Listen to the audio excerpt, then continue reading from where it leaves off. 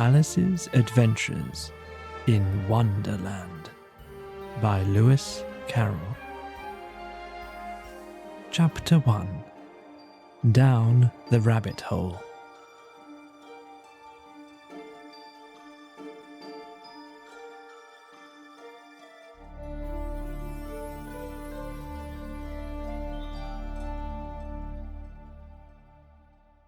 Alice was beginning to get very tired of sitting by her sister on the bank and of having nothing to do. Once or twice she had peeped into the book her sister was reading, but it had no pictures or conversations in it. And what is the use of a book, thought Alice, without pictures or conversations?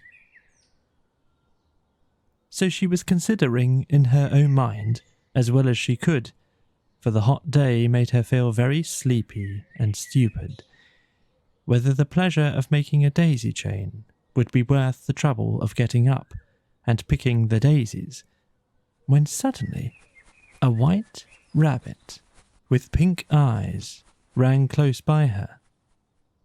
There was nothing so very remarkable in that, nor did Alice think it so very much out of the way to hear the rabbit say to itself, oh dear, I shall be late." When she thought it over afterwards, it occurred to her that she ought to have wondered at this, but at the time it all seemed quite natural. But when the rabbit actually took a watch out of its waistcoat pocket and looked at it, and then hurried on, Alice started to her feet, for it flashed across her mind that she had never before seen a rabbit with either a waistcoat pocket or a watch to take out of it. And burning with curiosity, she ran across the field after it, and fortunately was just in time to see it pop down a large rabbit hole under the hedge. In another moment, down went Alice after it, never once considering how in the world she was going to get out again. The rabbit hole went straight on like a tunnel for some way, and then dipped suddenly down, so suddenly that Alice had not a moment to think about stopping herself before she found herself falling down a very deep well. Either the well was very deep, or she fell very slowly, for she had plenty of time as she went down to look about her and wonder what was going to happen next. First, she tried to look down and make out what she was coming to, but it was too dark to see anything. Then she looked at the sides of the well and noticed that they were filled with cupboards and bookshelves. Here and there she saw maps and pictures hung upon pegs. She took down a jar from one of the shelves as she passed. It was labelled Orange Marmalade, but to her great disappointment, it was empty. She did not like to drop the jar for fear of killing somebody underneath, so managed to put it into one of the cupboards as she fell past it. "Well," thought Alice to herself, "after such a fall as this, I shall think of nothing of tumbling downstairs.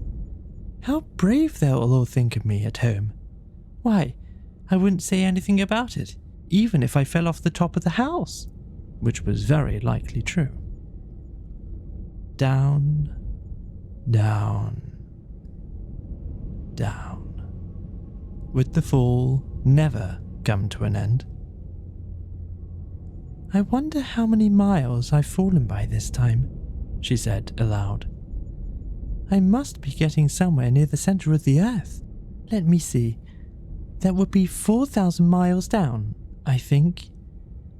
For, you see, Alice had learnt several things of this sort in her lessons in the schoolroom, and though this was not a very good opportunity for showing off her knowledge, as there was no one to listen to her, still it was good practice to say it over. "Yes, that's about the right distance.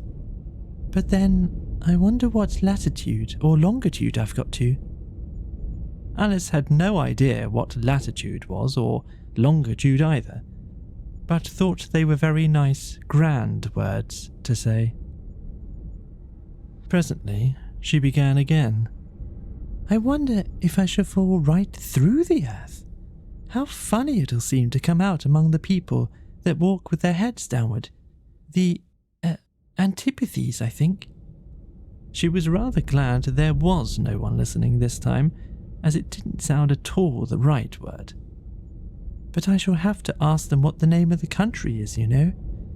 Please, ma'am, is this New Zealand or Australia? And she tried to curtsy as she spoke. Fancy curtsying as you're falling through the air. Do you think you could manage it? And what an ignorant little girl she'd think of me for asking. No, it'll never do to ask. Perhaps I shall see it written up somewhere. Down, down, down. There was nothing else to do, so Alice soon began talking again. Dinah will miss me very much tonight, I should think. Dinah was the cat. I hope they'll remember her saucer of milk at tea time. Oh, Dinah, my dear, I wish you were here down with me. There are no mice in the air, I'm afraid, but you might catch a bat, and that's very like a mouse, you know. But do cats eat bats, I wonder?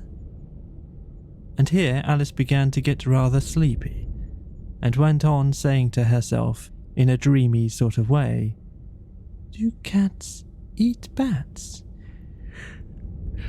Do cats eat bats? And sometimes, do bats eat cats? For you see, as she couldn't answer either question, it didn't much matter which way she put it. She felt that she was dozing off, and had just begun to dream that she was walking hand in hand with Dinah, and saying to her very earnestly, Now, Dinah, tell me the truth. Did you ever eat a bat? When suddenly, thump, thump, down she came upon a heap of sticks and dry leaves, and the fall was over. Alice was not a bit hurt, and she jumped up onto her feet in a moment. She looked up, but it was all dark overhead. Before her was another long passage, and the white rabbit was still in sight, hurrying down it. There was not a moment to be lost. Away went Alice like the wind, and was just in time to hear it say, as it turned a corner, Oh, my ears and whiskers, how late it's getting! She was close behind it when she turned the corner, but the rabbit was no longer to be seen. She found herself in a long, low hall, which was lit by a row of lamps hanging from the roof. There were doors all around the hall, but they were all locked. And when Alice had been all the way down one side and up the other, trying every door, she walked sadly down the middle, wondering how she was ever to get out again. Suddenly, she came upon a little three-legged table, all made of solid glass. There was nothing on it except a tiny golden key, and Alice's first thought was that it might belong to one of the doors of the hall. But alas, either the locks were too large, or the key was too small. But at any rate, it would not open any of them. However, on the second time round, she came upon a low curtain she had not noticed before, and behind it was a little door, about 15 inches high. She tried the little golden key in the lock, and to her great delight, it fitted. Alice opened the door, and found that it led into a small passage, not much larger than a rat hole. She knelt down and looked along the passage into the loveliest garden you ever saw. How she longed to get out of that dark hall and wander among those beds of bright flowers and those cool fountains. but she could not even get her head through the doorway. And even if my head would go through, thought poor Alice, it would be of very little use without my shoulders. Oh, how I wish I could shut up like a telescope. I think I could, if only I knew how to begin. For you see, so many out-of-the-way things had happened lately that Alice had begun to think that very few things, indeed, were really impossible. There seemed to be no use in waiting by the little door.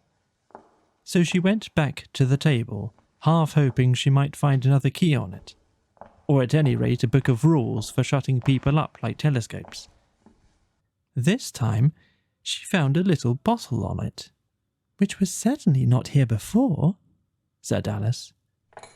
And round the neck of the bottle was a paper label with the words, "Drink me," beautifully printed on it in large letters. It was all very well to say "drink me," but the wise little Alice was not going to do that in a hurry. "No, I'll look first," she said, "and see whether it's marked poison or not." For she had read several nice little histories about children who had got burnt and eaten up by wild beasts and other unpleasant things, all because they would not remember the simple rules their friends had taught them, such as that a red-hot poker will burn you if you hold it too long, and that if you cut your finger very deeply with a knife, it usually bleeds. And she had never forgotten that, if you drink much from a bottle marked poison, it is almost certain to disagree with you sooner or later. However, this bottle was not marked poison, so Alice ventured to taste it, and finding it very nice, it had in fact a sort of mixed flavour of cherry tart, custard, pineapple, roast turkey, toffee, and hot buttered toast. She very soon finished it off. "What a curious feeling," said Alice. "I must be shutting up like a telescope." And so it was indeed. She was now only 10 inches high, and her face brightened up at the thought that she was now the right size for going through that little door into that lovely garden.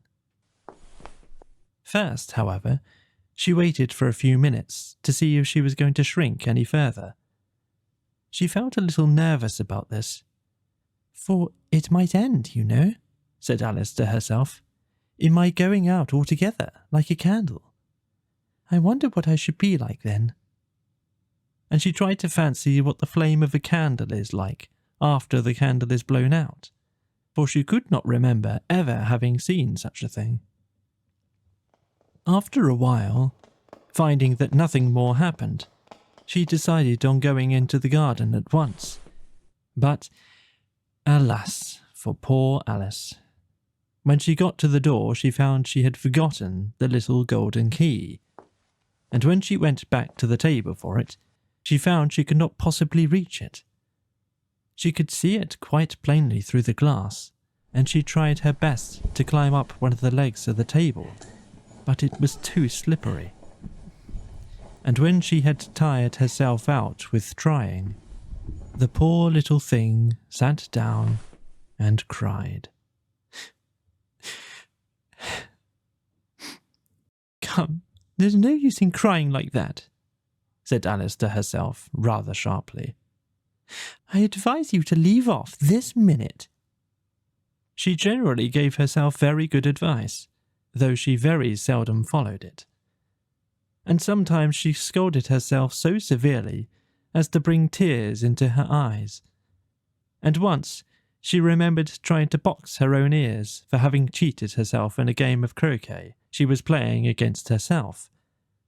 For this curious child was very fond of pretending to be two people. "But it's no use now," thought poor Alice, "to pretend to be two people. Why, there's hardly enough of me left to make one respectable person." Soon her eye fell on a little glass box that was lying under the table. She opened it and found in it a very small cake on which the words "Eat me" were beautifully marked in currants. "Well, I'll eat it," said Alice, "and if it makes me grow larger, I can reach the key, and if it makes me grow smaller, I can creep under the door. So either way, I'll get into the garden, and I don't care which happens." She ate a little bit, and said anxiously to herself, "Which way? Which way?" holding her hand on the top of her head to feel which way it was growing.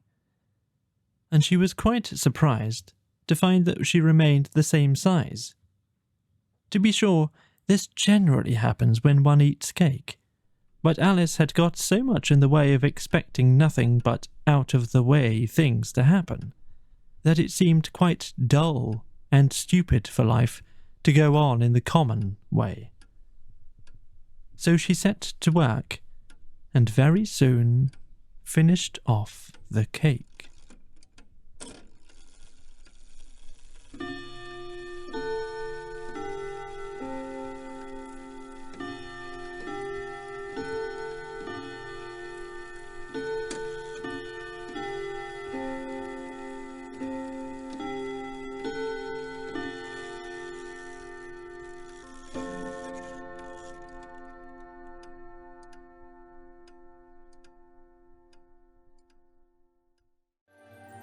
Chapter 2.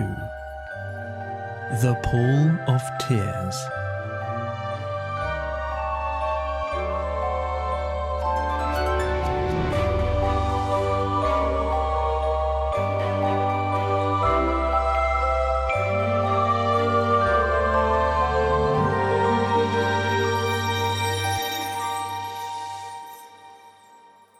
"Curiouser and curiouser," cried Alice. She was so much surprised that for the moment she quite forgot how to speak good English. "Now I'm opening out like the largest telescope there ever was. Goodbye, feet."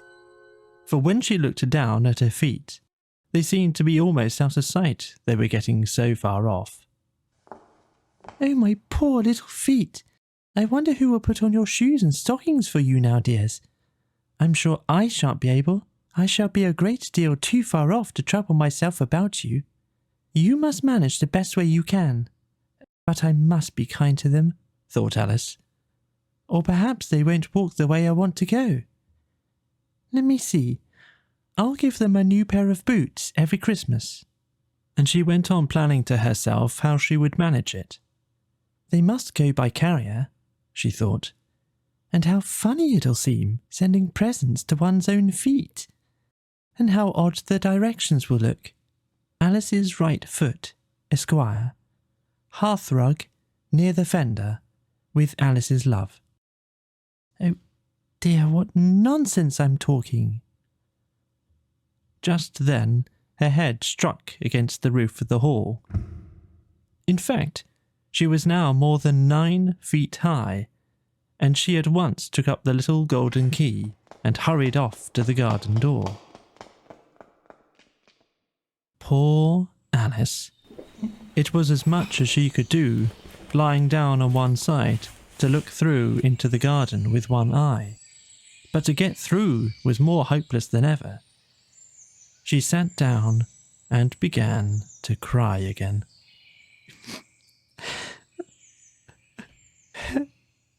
"You ought to be ashamed of yourself," said Alice.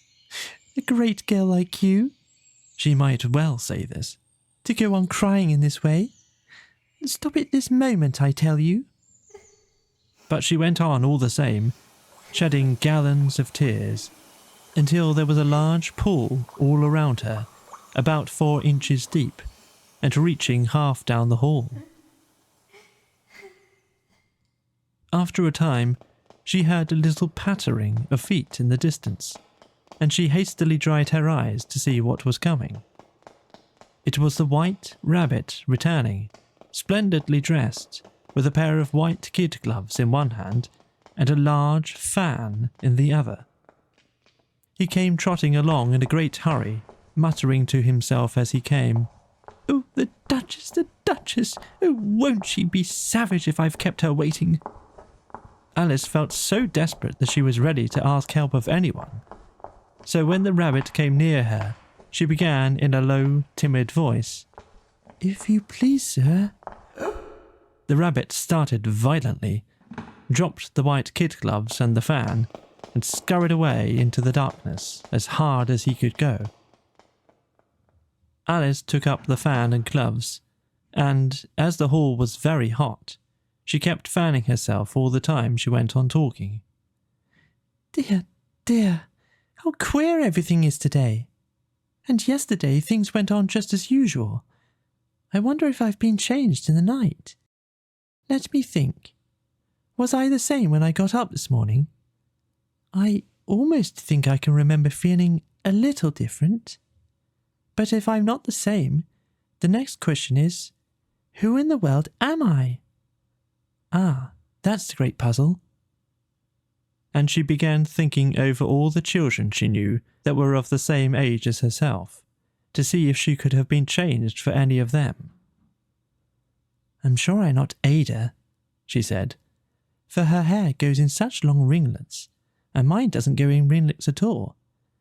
And I'm sure I can't be Mabel, for I know all sorts of things, and she knows such very little.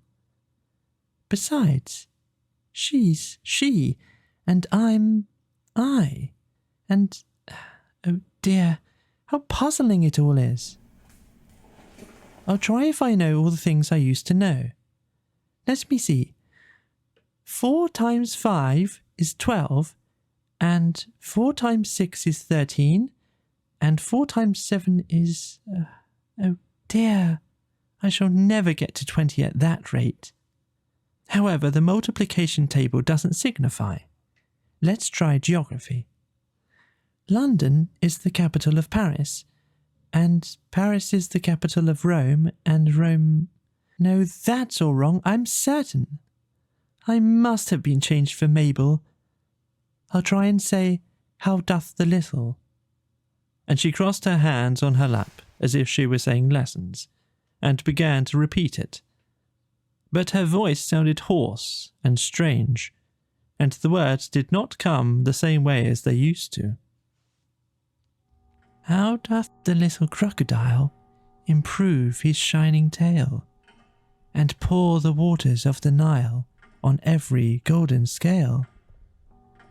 How cheerfully he seems to grin, how neatly spread his claws, and welcome little fishes in with gently smiling jaws. I'm sure those are not the right words, said poor Alice, and her eyes filled with tears again as she went on. I must be Mabel after all, and I shall have to go and live in that poky little house and have next to no toys to play with, and oh, ever so many lessons to learn. No, I've made up my mind about it. If I'm Mabel, I'll stay down here. It'll be no use putting their heads down and saying, Come up again, dear.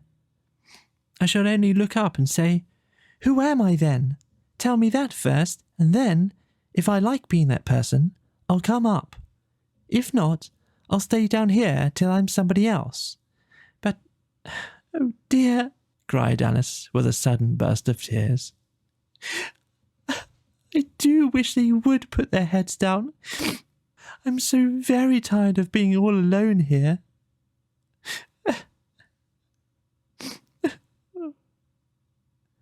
As she said this, she looked down at her hands, and was surprised to see that she had put on one of the rabbit's little white kid gloves while she was talking. How can I have done that? She thought. I must be growing small again. She got up and went to the table to measure herself by it, and found that, as nearly as she could guess, she was now about 2 feet high, and was going on shrinking rapidly. She soon found out that the cause of this was the fan she was holding, and she dropped it hastily, just in time to avoid shrinking away altogether. "That was a narrow escape," said Alice, a good deal frightened at the sudden change, but very glad to find herself still in existence. "And now for the garden!" And she ran with all speed back to the little door. But, alas, the little door was shut again, and the little golden key was lying on the glass table as before. "And things are worse than ever," thought the poor child, "for I was never so small as this before, never. And I declare it's too bad that it is." As she said these words, her foot slipped, and in another moment, splash! She was up to her chin in salt water. Her first idea was that she had somehow fallen into the sea. "And in that case I can go back by railway," she said to herself. Alice had been to the seaside once in her life, and had come to the general conclusion that whenever you go to the English coast, you find a number of bathing machines in the sea, some children digging in the sand with wooden spades, then a row of lodging houses, and behind them a railway station. However, she soon made out that she was in the pool of tears which she had wept when she was 9 feet high. "I wish I hadn't cried so much," said Alice as she swam about, trying to find her way out. "I shall be punished for it now, I suppose, by being drowned in my own tears. That will be a queer thing, to be sure. However, everything is queer today." Just then she heard something splashing about in the pool a little way off, and she swam nearer to make out what it was.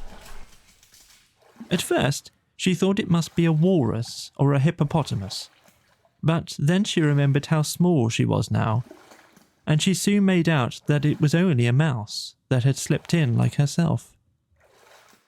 "Would it be of any use now," thought Alice, "to speak to this mouse?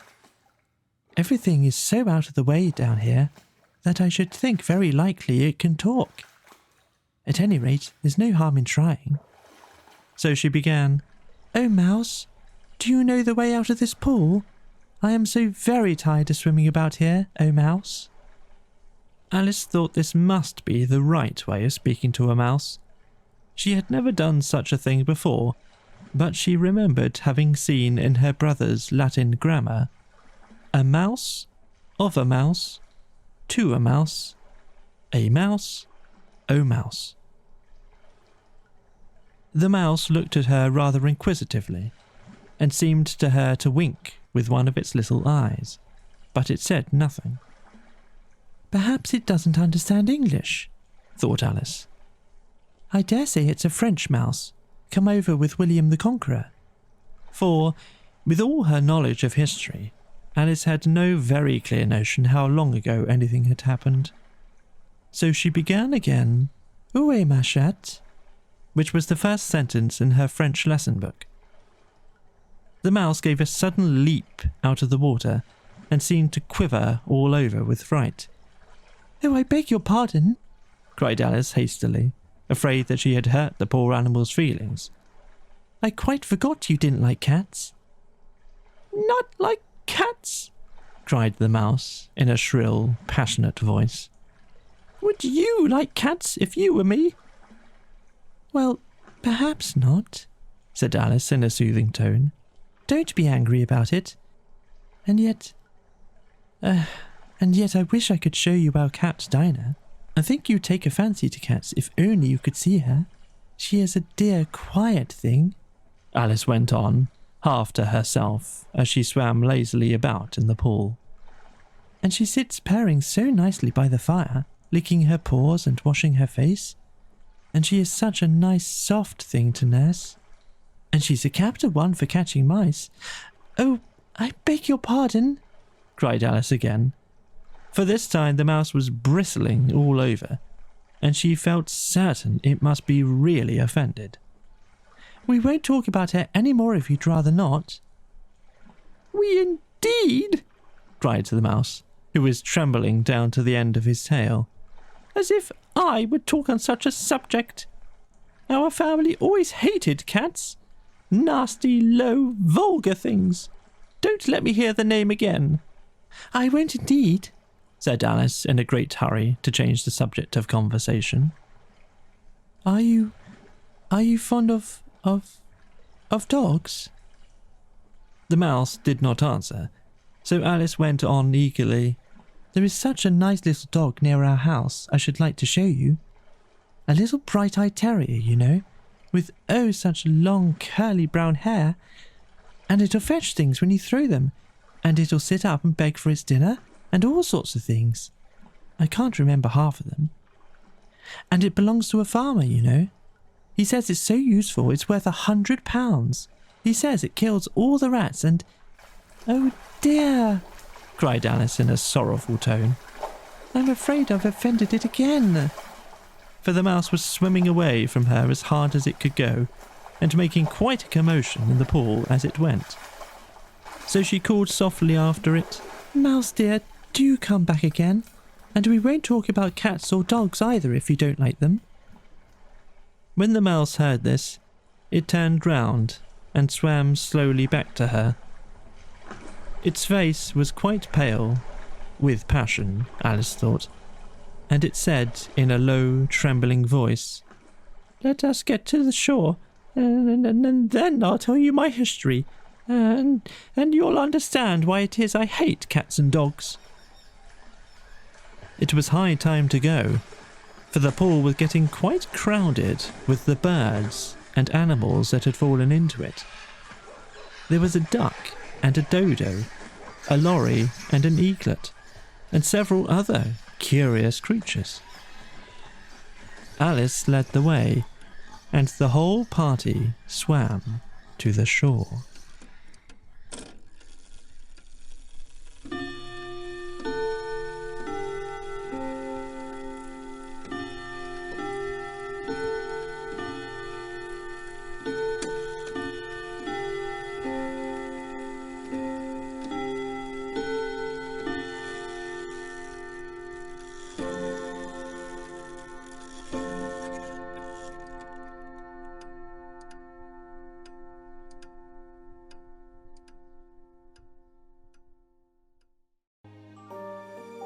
Chapter 3: A Caucus Race and a Long Tale.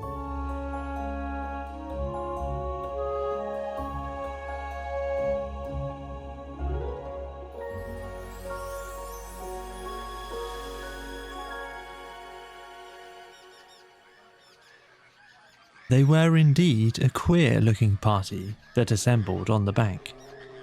The birds with draggled feathers, the animals with their fur clinging close to them, and all dripping wet, cross, and uncomfortable. The first question, of course, was how to get dry again. They had a consultation about this, and after a few minutes, it seemed quite natural to Alice to find herself talking familiarly with them, as if she had known them all her life.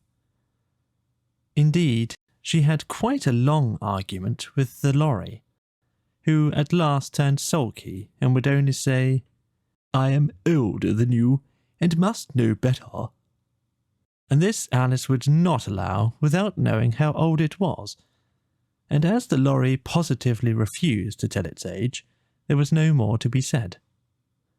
At last, the mouse, who seemed to be a person of authority among them, called out, "Sit down, all of you, and listen to me. I'll soon make you dry enough." They all sat down at once in a large ring, with the mouse in the middle.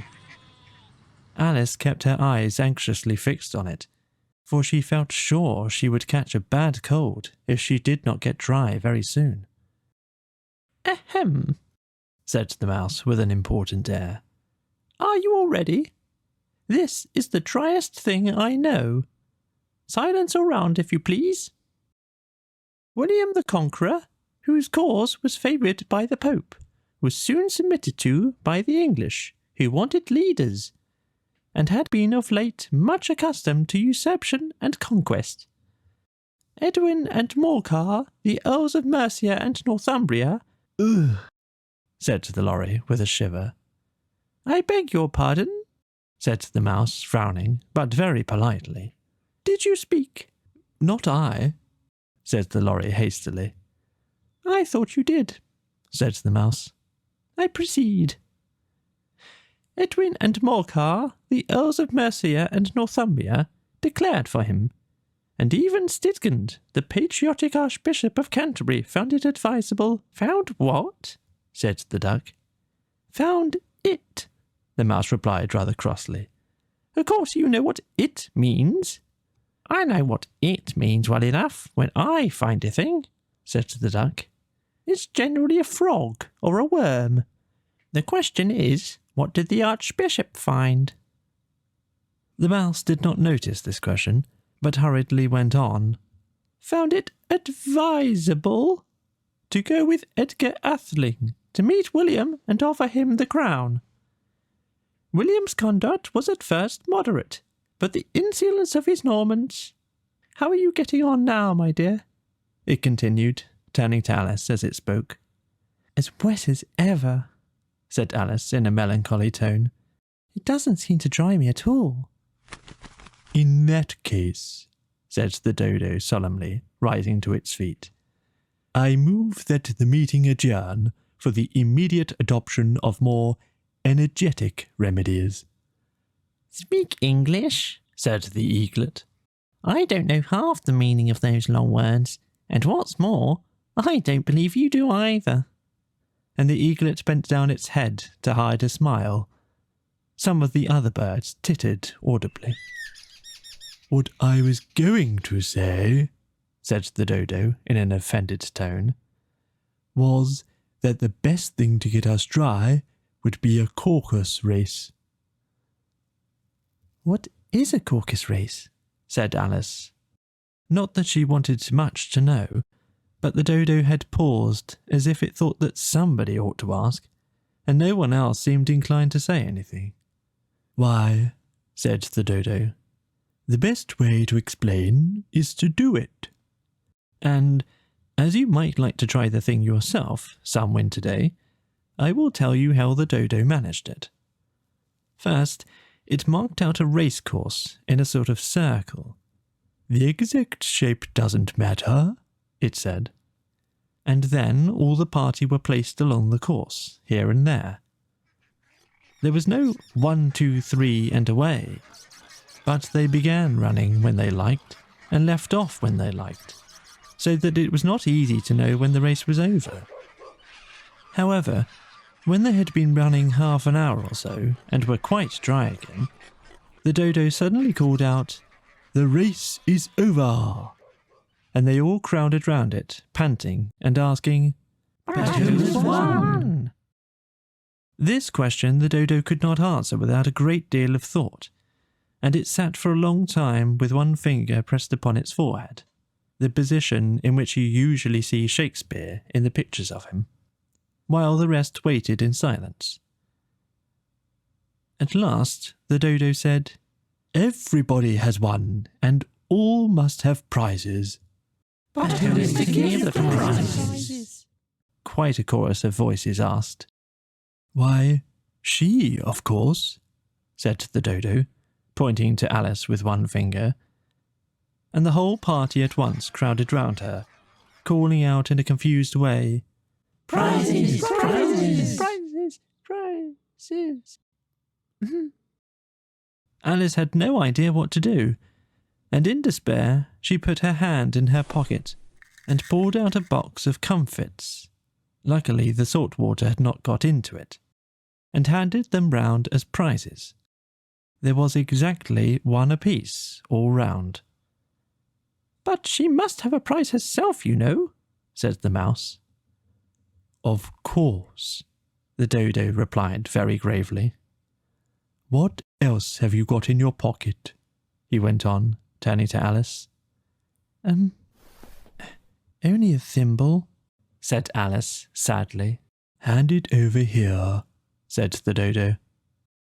Then they all crowded round her once more, while the dodo solemnly presented the thimble saying, "We beg your acceptance of this elegant thimble." And when it had finished this short speech, they all cheered. Alice thought the whole thing very absurd, but they all looked so grave that she did not dare to laugh, and as she could not think of anything to say, she simply bowed and took the thimble, looking as solemn as she could.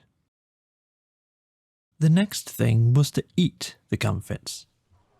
This caused some noise and confusion, as the large birds complained that they could not taste theirs, and the small ones choked and had to be patted on the back. However, it was over at last, and they sat down again in a ring and begged the mouse to tell them something more. "You promised to tell me your history, you know," said Alice, "and why it is you hate C and D," she added in a whisper, half afraid it would be offended again. "Mine is a long and sad tale," said the mouse, turning to Alice and sighing. It is a long tale, certainly," said Alice, looking down with wonder at the mouse's tail. "But why do you call it sad?" And she kept on puzzling about it while the mouse was speaking, so that her idea of the tale was something like this. "Fury said to a mouse that he met in the house, 'Let us both go to law. I will prosecute you. Come, I'll take no denial. We must have for trial, for really this morning I've nothing to do.' Said the mouse to the cur, 'Such a trial, dear sir, with no jury or judge, would be wasting our breath.' 'I'll be judge, I'll be jury,' said the cunning old fury. 'I'll try the whole cause and condemn you to death.'"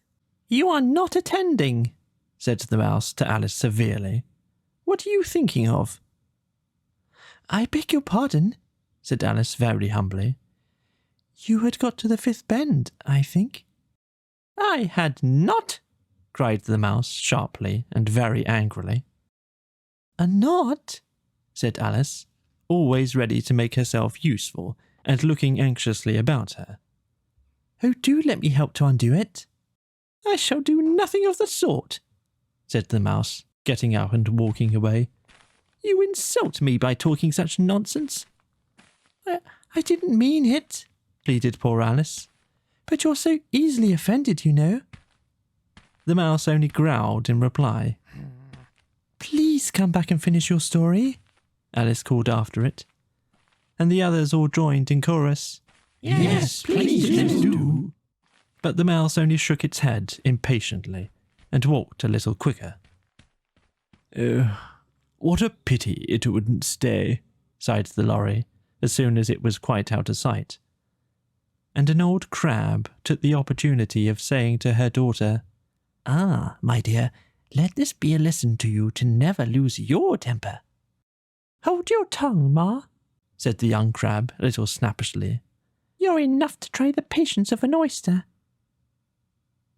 "I wish I had our Dinah here, I know I do," said Alice aloud, addressing nobody in particular. "She'd soon fetch it back."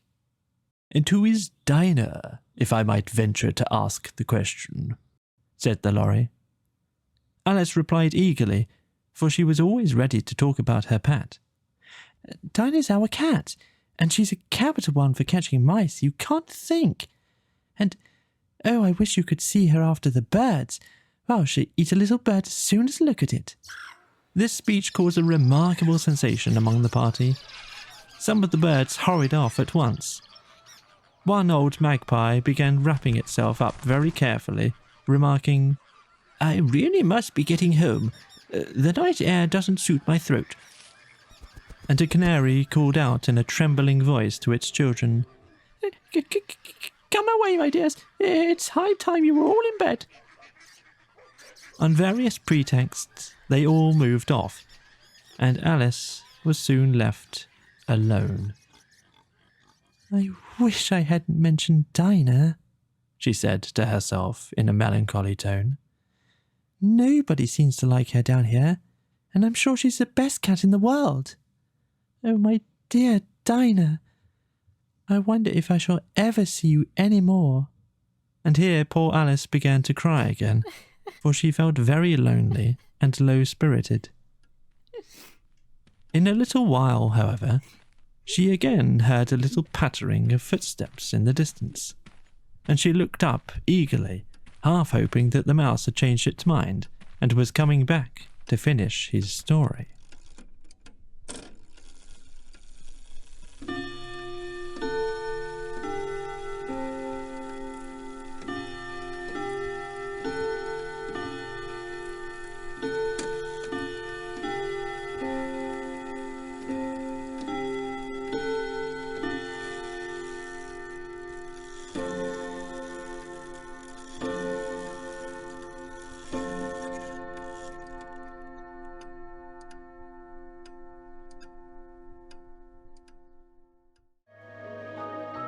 Chapter 4. The Rabbit Sends in a Little Bill.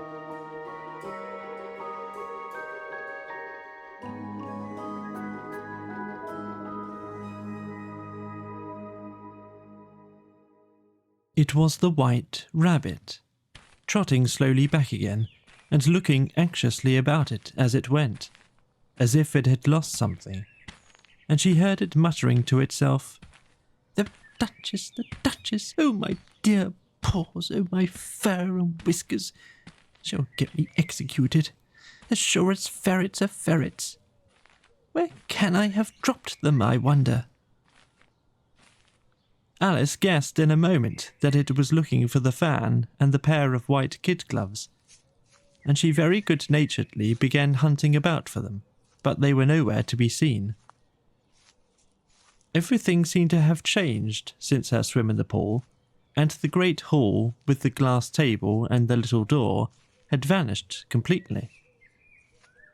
Very soon the rabbit noticed Alice as she went hunting about, and called out to her in an angry tone, "Why, Marianne, what are you doing out here? Run home this moment and fetch me a pair of gloves and a fan. Quick now!"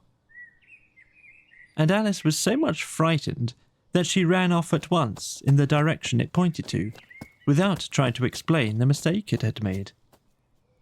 "He took me for his housemaid," she said to herself as she ran. "How surprised he'll be when he finds out who I am. But I'd better take him his fan and gloves. That is, if I can find them." As she said this, she came upon a neat little house, on the door of which was a bright brass plate with the name W. Rabbit engraved upon it. She went in without knocking and hurried upstairs, in great fear lest she should meet the real Mary Ann and be turned out of the house before she had found the fan and gloves. "How queer it seems," Alice said to herself, "to be going messages for a rabbit. I suppose Dinah'll be sending me your messages next." And she began fancying the sort of thing that would happen. "Miss Alice, come here directly and get ready for your walk." "Coming in a minute, nurse. But I've got to see that the mouse doesn't get out. Only I don't think," Alice went on, "that they'd let Dinah stop in the house if it began ordering people about like that." By this time she had found her way into a tidy little room with a table in the window, and on it, as she had hoped, a fan and 2 or 3 pairs of tiny white kid gloves. She took up the fan and a pair of the gloves, and was just going to leave the room when her eye fell upon a little bottle that stood near the looking-glass.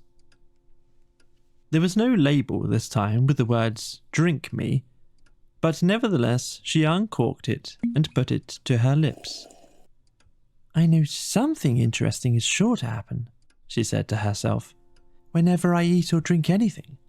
So I'll just see what this bottle does, and I do hope it'll make me grow large again, for really I'm quite tired of being such a tiny little thing." It did so indeed, and much sooner than she had expected. Before she had drunk half the bottle, she found her head pressing hard against the ceiling and had to stoop to save her neck from being broken. She hastily put down the bottle, saying to herself, "That's quite enough. I hope I shan't grow any more. As it is, I can't get out of the door. I do wish I hadn't drunk quite so much." Alas, it was too late to wish that. She went on growing and growing, and very soon had to kneel down on the floor. In another minute, there was not even room for this, and she tried the effect of lying down with one elbow against the door, and the other arm curled round her head. Still she went on growing, and, as a last resource, she put one arm out of the window and one foot up the chimney, and said to herself, "Now I can do no more whatever happens. What will become of me?" Luckily for Alice, the little magic bottle had now had its full effect, and she grew no larger. Still, it was very uncomfortable, and as there seemed to be no sort of chance of her ever getting out of the room again, no wonder she felt unhappy.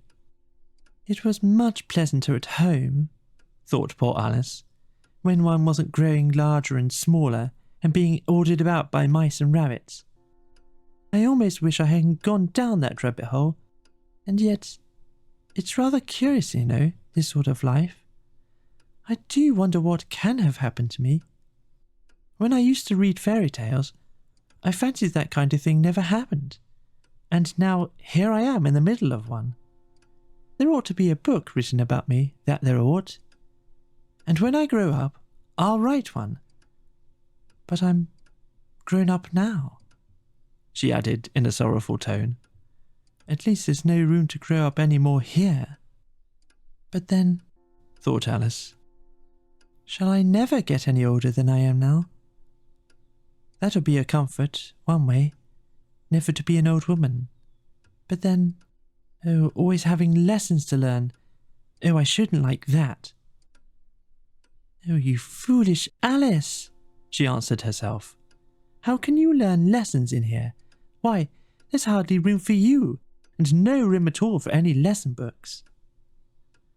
And so she went on, taking first one side and then the other, and making quite a conversation of it altogether. But after a few minutes she heard a voice outside, and stopped to listen. "Marianne! Marianne!" said the voice. "Fetch me my gloves this moment." Then came a little pattering of feet on the stairs. Alice knew it was the rabbit coming to look for her, and she trembled till she shook the house, quite forgetting that she was now about 1,000 times as large as the rabbit, and had no reason to be afraid of it. Presently the rabbit came up to the door and tried to open it, but as the door opened inwards, and Alice's elbow was pressed hard against it, that attempt proved a failure. Alice heard it say to itself, "Then I'll go round and get in at the window."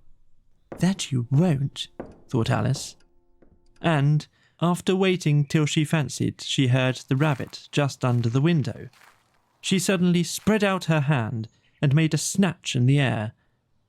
She did not get hold of anything, but she heard a little shriek and a fall and a crash of broken glass, from which she concluded that it was just possible it had fallen into a cucumber frame, or something of the sort. Next came an angry voice, the rabbit's. "Pat! Pat! Where are you?" And then a voice she had never heard before.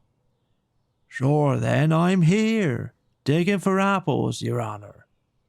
"Digging for apples indeed," said the rabbit angrily. "Here, come and help me out of this." "Now tell me, Pat, what's that in the window?" "Sure, it's an arm, your honour." "An arm, you goose? Who ever saw one that size? Why, it fills a whole window." "Sure it does, your honour. But it's an arm for all that. Well, it's got no business there at any rate. Go and take it away. There was a long silence after this, and Alice could only hear whispers now and then, such as, "Sure, I don't like it, Your Honour, at all, at all. Do as I tell you, you coward." And at last she spread out her hand again, and made another snatch in the air. This time there were 2 little shrieks, and more sounds of broken glass. What a number of cucumber frames there must be, thought Alice. I wonder what they'll do next. As for pulling me out of the window, I only wish they could. I'm sure I don't want to stay here any longer. She waited for some time without hearing anything more. At last came a rumbling of little cartwheels, and the sound of a good many voices all talking together. She made out the words, "Where's the other ladder? Why, I hadn't to bring but one. Bill's got the other. Bill, fetch it here, lad. Here, put them up at this corner. No, tie 'em together first. They don't reach high enough yet." "Oh, they'll do well enough. Don't be particular." "Here, Bill, catch hold of this rope." "Will the roof bear?" "Mind that loose slate. Oh, it's coming down. Heads now." Now who did that? It was Bill, I fancy. Who's got to go down the chimney? Nay, I shan't. You do it. That I won't. Then Bill's got to go down. Here, Bill, the master says you've got to go down the chimney. Oh, so it's Bill's got to come down the chimney, has he? Said Alice to herself. Shy, they seem to put everything on Bill. I wouldn't be in Bill's place for a good deal. This fireplace is narrow, to be sure, but I think I can kick a little. She drew her foot as far down the chimney as she could, and waited till she heard a little animal, she couldn't guess of what sort it was, scratching and scrambling about in the chimney close above her. Then, saying to herself, "This is Bill," she gave one sharp kick and waited to see what would happen next. The first thing she heard was a general chorus of, "There goes Bill!" Then the rabbit's voice along, "Catch him! You by the hedge!" Then silence. And then another confusion of voices. "Hold up his head! Brandy now!" "Don't choke him!" "How was it, old fellow?" "What happened to you? Tell us about it." Last came a little, feeble, squeaking voice. "That's Bill," thought Alice. "Why, I hardly know. No more, thank you. I'm better now. But I'm a deal too flustered to tell you. All I know is something comes at me like a jack-in-the-box, and up I goes like a skyrocket." "So you did, old fellow," said the others. "We must burn the house down," said the rabbit's voice, and Alice called out as loud as she could, "If you do, I'll set Dinah at you." There was a dead silence instantly, and Alice thought to herself, I wonder what they will do next. If they had any sense, they'd take the roof off. After a minute or two, they began moving about again, and Alice heard the rabbit say, "A barrowful will do to begin with." A barrowful of what? Thought Alice. But she had not long to doubt, for the next moment a shower of little pebbles came rattling in at the window, and some of them hit her in the face. "I'll put a stop to this," she said to herself, and shouted out, "You'd better not do that again," which produced another dead silence. Alice noticed with some surprise that the pebbles were all turning into little cakes as they lay on the floor, and a bright idea came into her head. If I eat one of these cakes, she thought, it's sure to make some change in my size, and as it can't possibly make me larger, it must make me smaller, I suppose. So she swallowed one of the cakes and was delighted to find that she began shrinking directly. As soon as she was small enough to get through the door, she ran out of the house and found quite a crowd of little animals and birds waiting outside. The poor little lizard, Bill, was in the middle, being held up by 2 guinea pigs, who were giving it something out of a bottle. Oi! They all made a rush at Alice the moment she appeared, but she ran off as hard as she could, and soon found herself safe in a thick wood. "The first thing I've got to do," said Alice to herself as she wandered about in the wood, "is to grow to my right size again. And the second thing is to find my way into that lovely garden. I think that will be the best plan." It sounded like an excellent plan, no doubt, and very neatly and simply arranged. The only difficulty was that she had not the smallest idea how to set about it. And while she was peering about anxiously among the trees, a little sharp bark just over her head made her look up in a great hurry. An enormous puppy was looking down at her with large round eyes and feebly stretching out one paw, trying to touch her.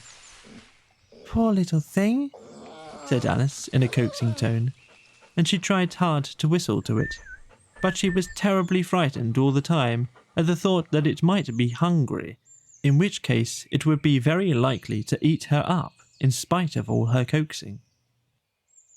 Hardly knowing what she did, she picked up a little bit of stick and held it out to the puppy, whereupon the puppy jumped into the air off all of its feet at once, with a yelp of delight, and rushed at the stick, and made believe to worry about it.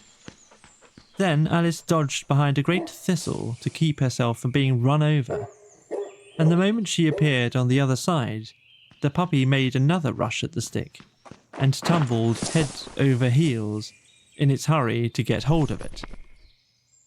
Then Alice, thinking it was very like having a game of play with a cart horse, and expecting every moment to be trampled under its feet, ran round the thistle again. Then the puppy began a series of short charges at the stick, running a little way forwards each time and a long way back, and barking hoarsely all the while, till at last it sat a good way off, panting, with its tongue hanging out of its mouth and its great eyes half shut. This seemed to Alice a good opportunity for making her escape, so she set off at once and ran till she was quite tired and out of breath, until the puppy's bark sounded quite faint in the distance. "And yet, what a dear little puppy it was," said Alice as she leant against a buttercup to rest herself and fanned herself with one of the leaves. "I should have liked teaching her tricks very much, if I'd only been the right size to do it. Oh dear, I'd nearly forgotten that I've got to grow up again. Let's see, how is it to be managed? I suppose I ought to eat or drink something or other, but the great question is what?" The great question certainly was what. Alice looked all around her at the flowers and the blades of grass, but she did not see anything that looked like the right thing to eat or drink under the circumstances. There was a large mushroom growing near her, about the same height as herself, and when she had looked under it, and on both sides of it, and behind it, it occurred to her that she might as well see what was on top of it. She stretched herself up on tiptoe and peeped over the edge of the mushroom, and her eyes immediately met those of a large blue caterpillar that was sitting on the top with its arms folded, quietly smoking a long hookah, and taking not the smallest notice of her or of anything else.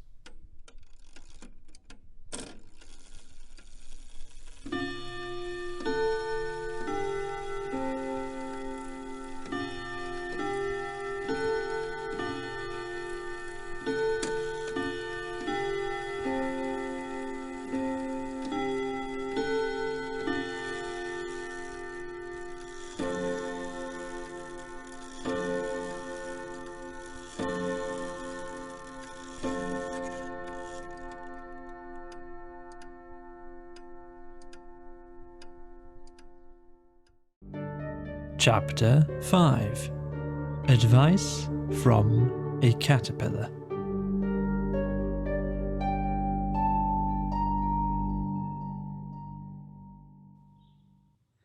The caterpillar and Alice looked at each other for some time in silence. At last, the caterpillar took the hooker out of its mouth and addressed her in a languid, sleepy voice. "Who are you?" said the caterpillar. This was not an encouraging opening for a conversation. Alice replied rather shyly, I hardly know, sir, just at present. At least I know who I was when I got up this morning, but I think I must have been changed several times since then." "What do you mean by that?" said the caterpillar sternly. "Explain yourself." "I can't explain myself, I'm afraid, sir," said Alice, "because I'm not myself, you see." "I don't see." "I'm afraid I can't put it more clearly," Alice replied very politely, "for I can't understand it myself to begin with, and being so many different sizes in a day is very confusing." "It isn't." "Well, perhaps you haven't found it so yet," said Alice, "but when you have to turn into a chrysalis, you will some day, you know, and then after that into a butterfly, I should think you'll feel it a little queer, won't you?" "Not a bit." "Well, perhaps your feelings may be different," said Alice. "All I know is, it would feel very queer to me." "You?" said the caterpillar contemptuously. "Who are you?" Which brought them back again to the beginning of the conversation. Alice felt a little irritated at the caterpillars making such very short remarks, and she drew herself up and said, very gravely, "I think you ought to tell me who you are first." "Why?" said the caterpillar. Here was another puzzling question, and as Alice could not think of any good reason, and as the caterpillar seemed to be in a very unpleasant state of mind, she turned away. "Come back," the caterpillar called after her. "I've something important to say." This sounded promising, certainly. Alice turned and came back again. "Keep your temper," said the caterpillar. "Is that all?" said Alice, swallowing down her anger as well as she could. "No," said the caterpillar. Alice thought she might as well wait, as she had nothing else to do, and perhaps after all it might tell her something worth hearing. For some minutes it puffed away without speaking, but at last it unfolded its arms, took the hooker out of its mouth again, and said, "So, you think you're changed, do you?" "I'm afraid I am, sir," said Alice. "I can't remember things as I used, and I don't keep the same size for 10 minutes together." "Can't remember what things?" said the caterpillar. "Well, I've tried to say, 'How doth the little busy bee?' but it came all different," Alice replied in a very melancholy voice. "Repeat, 'You are old, Father William,'" said the caterpillar. Alice folded her hands and began. "You are old, Father William," the young man said, "and your hair has become very white. And yet you incessantly stand on your head. Do you think at your age it is right?" "In my youth," Father William replied to his son, "I feared it might injure the brain. But now that I'm perfectly sure I have none, why, I do it again and again." "You are old," said the youth, "as I mentioned before, and have grown most uncommonly fat. Yet you turned a back somersault in at the door. Pray, what is the reason of that?" "In my youth," said the sage, as he shook his grey locks, I kept all my limbs very supple. By the use of this ointment, 1 shilling the box. Allow me to sell you a couple."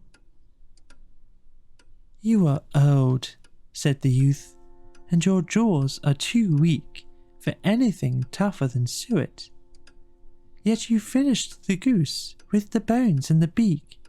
Pray, how did you manage to do it?"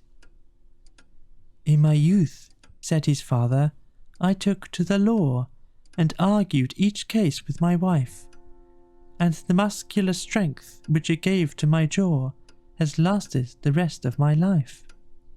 "You are old," said the youth.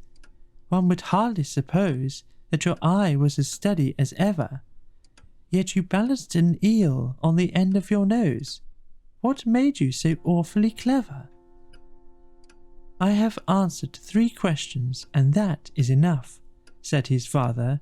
"Don't give yourself airs. Do you think I can listen all day to such stuff? Be off, or I'll kick you downstairs." "That is not said right," said the caterpillar. "Not quite right, I'm afraid," said Alice timidly. "Some of the words have got altered." "It is wrong from beginning to end," said the caterpillar decidedly, and there was silence for some minutes. The caterpillar was the first to speak. "What size do you want to be?" it asked. "Oh, I'm not particular as to size," Alice hastily replied. "Only one doesn't like changing so often, you know." "I don't know," said the caterpillar. Alice said nothing. She had never been so much contradicted in her life before, and she felt that she was losing her temper. "Are you content now?" said the caterpillar. "Well, I should like to be a little larger, sir, if you wouldn't mind," said Alice. 3 inches is such a wretched height to be." "It is a very good height indeed," said the caterpillar angrily, rearing itself upright as it spoke. It was exactly 3 inches high. "But I'm not used to it," pleaded poor Alice in a piteous tone, as she thought of herself. "I wish the creatures wouldn't be so easily offended." "You'll get used to it in time," said the caterpillar, and it put the hookah into its mouth and began smoking again. This time Alice waited patiently until it chose to speak again. In a minute or 2, the caterpillar took the hookah out of its mouth and yawned once or twice and shook itself. Then it got down off the mushroom and crawled away in the grass, merely remarking as it went, "One side will make you grow taller, and the other side will make you grow shorter."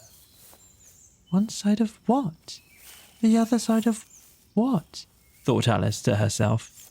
"Of the mushroom," said the caterpillar, just as if she had asked it aloud, and in another moment it was out of sight. Alice remained looking thoughtfully at the mushroom for a minute, trying to make out which were the 2 sides of it, as it was perfectly round. She found this a very difficult question. However, at last she stretched her arms round it as far as they would go, and broke off a bit of the edge with each hand. "And now, which is which?" she said to herself, and nibbled a little of the right-hand bit to try the effect. The next moment she felt a violent blow underneath her chin. It had struck her foot. She was a good deal frightened by this very sudden change, but she felt there was no time to be lost, as she was shrinking rapidly.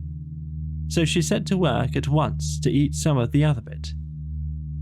Her chin was pressed so closely against her foot that there was hardly room to open her mouth. But she did it at last, and managed to swallow a morsel of the left-hand bit. "Come, my head's free at last," said Alice in a tone of delight, which changed into alarm in another moment when she found that her shoulders were nowhere to be found.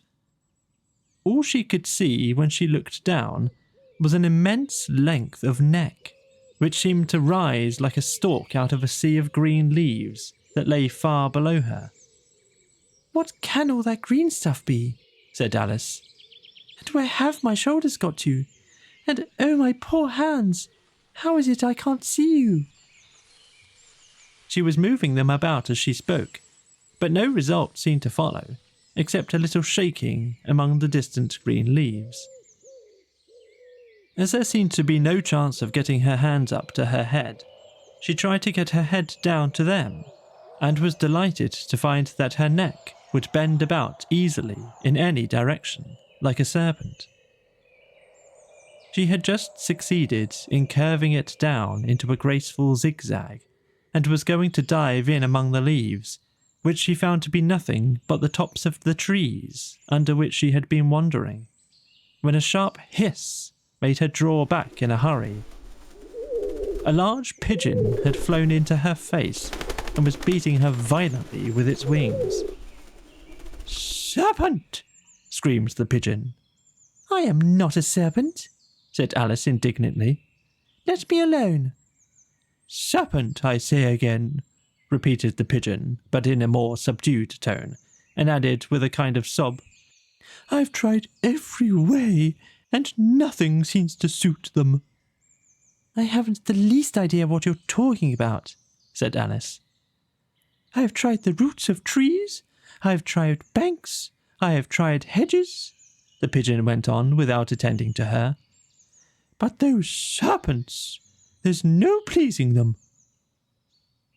Alice was more and more puzzled, but she thought that there was no use in saying anything more till the pigeon had finished. "As if it wasn't trouble enough hatching the eggs," said the pigeon. "But I must be on the lookout for serpents night and day. Why, I haven't had a wink of sleep these 3 weeks." "I'm very sorry you've been annoyed," said Alice, who was beginning to see its meaning. "And just as I'd taken the highest tree in the wood," continued the pigeon, raising its voice to a shriek, "and just as I was thinking I should be free of them at last, they must needs come wriggling down from the sky. Oh, serpent!" "But I'm not a serpent, I tell you," said Alice. I'm a... "Well, what are you?" said the pigeon. "I can see you're trying to invent something." I'm a little girl," said Alice, rather doubtfully, as she remembered the number of changes she had gone through that day. "A likely story indeed," said the pigeon in a tone of the deepest contempt. "I've seen a good many little girls in my time, but never one with such a neck as that. No, no, you're a serpent, and there's no denying it. I suppose you'll be telling me next that you've never tasted an egg." I have tasted eggs, certainly," said Alice, who was a very truthful child. "But little girls eat eggs quite as much as serpents do, you know." "I don't believe it," said the pigeon. "But if they do, why then, they're a kind of serpent, that's all I can say." This was such a new idea to Alice that she was quite silent for a minute or two, which gave the pigeon the opportunity of adding, "You're looking for eggs. I know that well enough. And what does it matter to me whether you're a little girl or a serpent?" "It matters a good deal to me," said Alice hastily. "But I'm not looking for eggs, as it happens. And if I was, I shouldn't want yours. I don't like them raw." "Well, be off then," said the pigeon in a sulky tone, as it settled down again into its nest. Alice crouched down among the leaves as well as she could, for her neck kept getting entangled among the branches, and every now and then she had to stop and untwist it. After a while, she remembered that she still held the pieces of mushroom in her hands, and she set to work very carefully, nibbling first at one and then the other, and growing sometimes taller and sometimes shorter, until she had succeeded in bringing herself down to her usual height. It was so long since she had been anything near the right size that it felt quite strange at first. But she got used to it in a few minutes and began talking to herself as usual. Come, there's half my plan down now. How puzzling all these changes are. I'm never sure what I'm going to be from one minute to another. However, I've got back to my right size. The next thing is to get into that beautiful garden. How is that to be done, I wonder? As she said this, she came suddenly upon an open place, with a little house in it about 4 feet high. Whoever lives there, thought Alice, it'll never do to come upon them this size. Why, I should frighten them out of their wits. So she began nibbling at the right-hand bit again, and did not venture to go near the house till she had brought herself down to 9 inches high.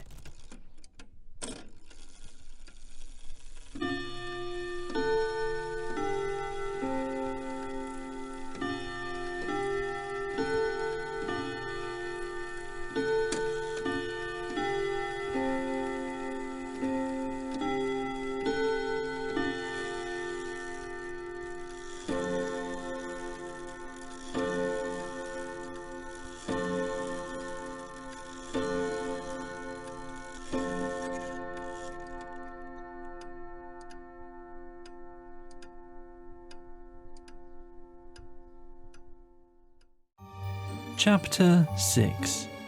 Pig and Pepper.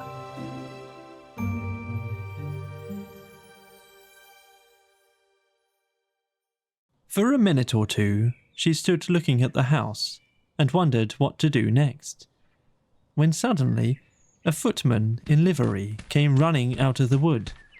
She considered him to be a footman because he was in livery. Otherwise, judging by his face only, she would have called him a fish, and rapped loudly at the door with his knuckles. It was opened by another footman in livery, with a round face and large eyes like a frog, and both footmen, Alice noticed, had powdered hair that curled all over their heads.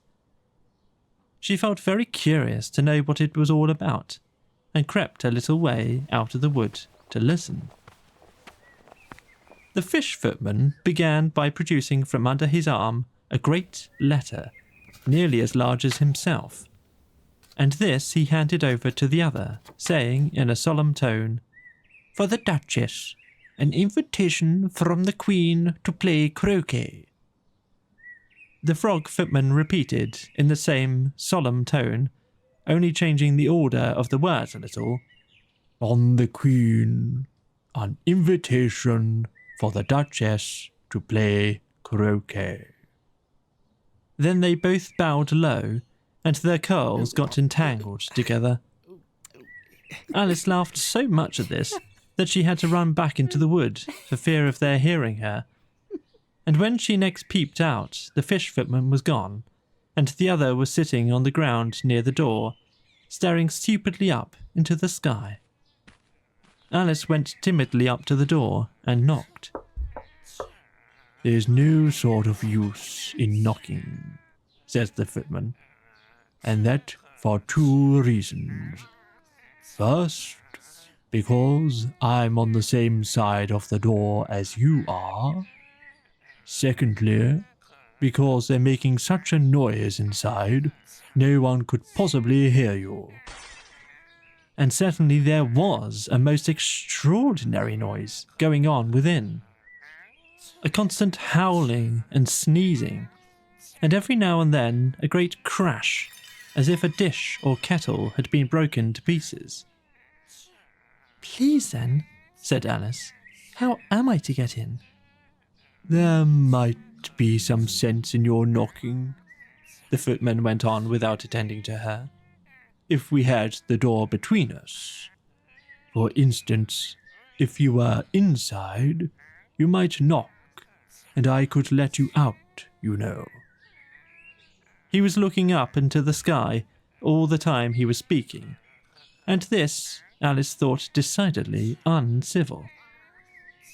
But perhaps he can't help it, she said to herself. His eyes are so very nearly at the top of his head. But, at any rate, he might answer questions. How am I to get in? She repeated aloud. I shall sit here, the footman remarked, till tomorrow. At this moment, the door of the house opened, and a large plate came skimming out, straight at the footman's head. It just grazed his nose and broke to pieces against one of the trees behind him. Or next day, maybe, the footman continued in the same tone, exactly as if nothing had happened. How am I to get in? Asked Alice again, in a louder tone. Are you to get in at all? Said the footman. That's the first question, you know. It was, no doubt, only Alice did not like to be told so.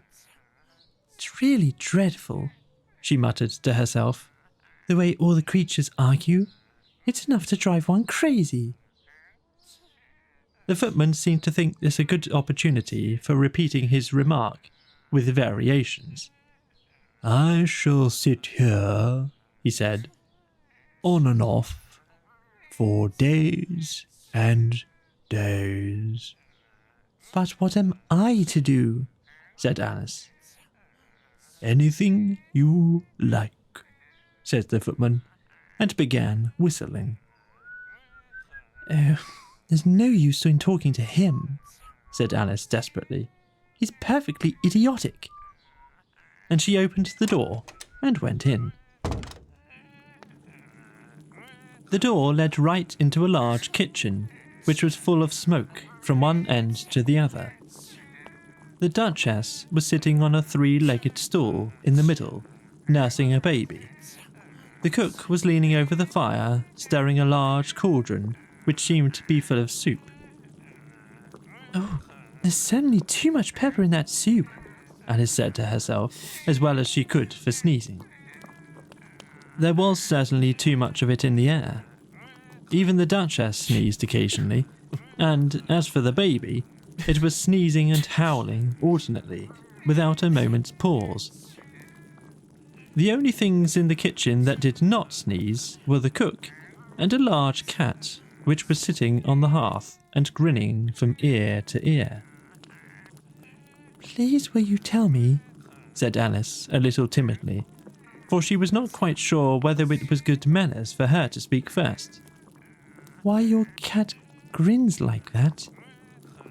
It's a Cheshire cat, said the Duchess, and that's why. Pig! She said the last word with such sudden violence that Alice quite jumped. But she saw in another moment that it was addressed to the baby, and not to her. So she took courage and went on again. I didn't know that Cheshire cats always grinned. In fact, I didn't know that cats could grin.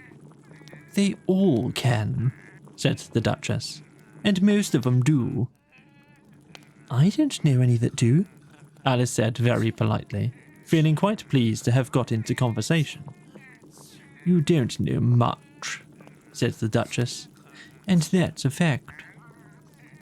Alice did not at all like the tone of this remark, and thought it would be as well to introduce some other subject of conversation.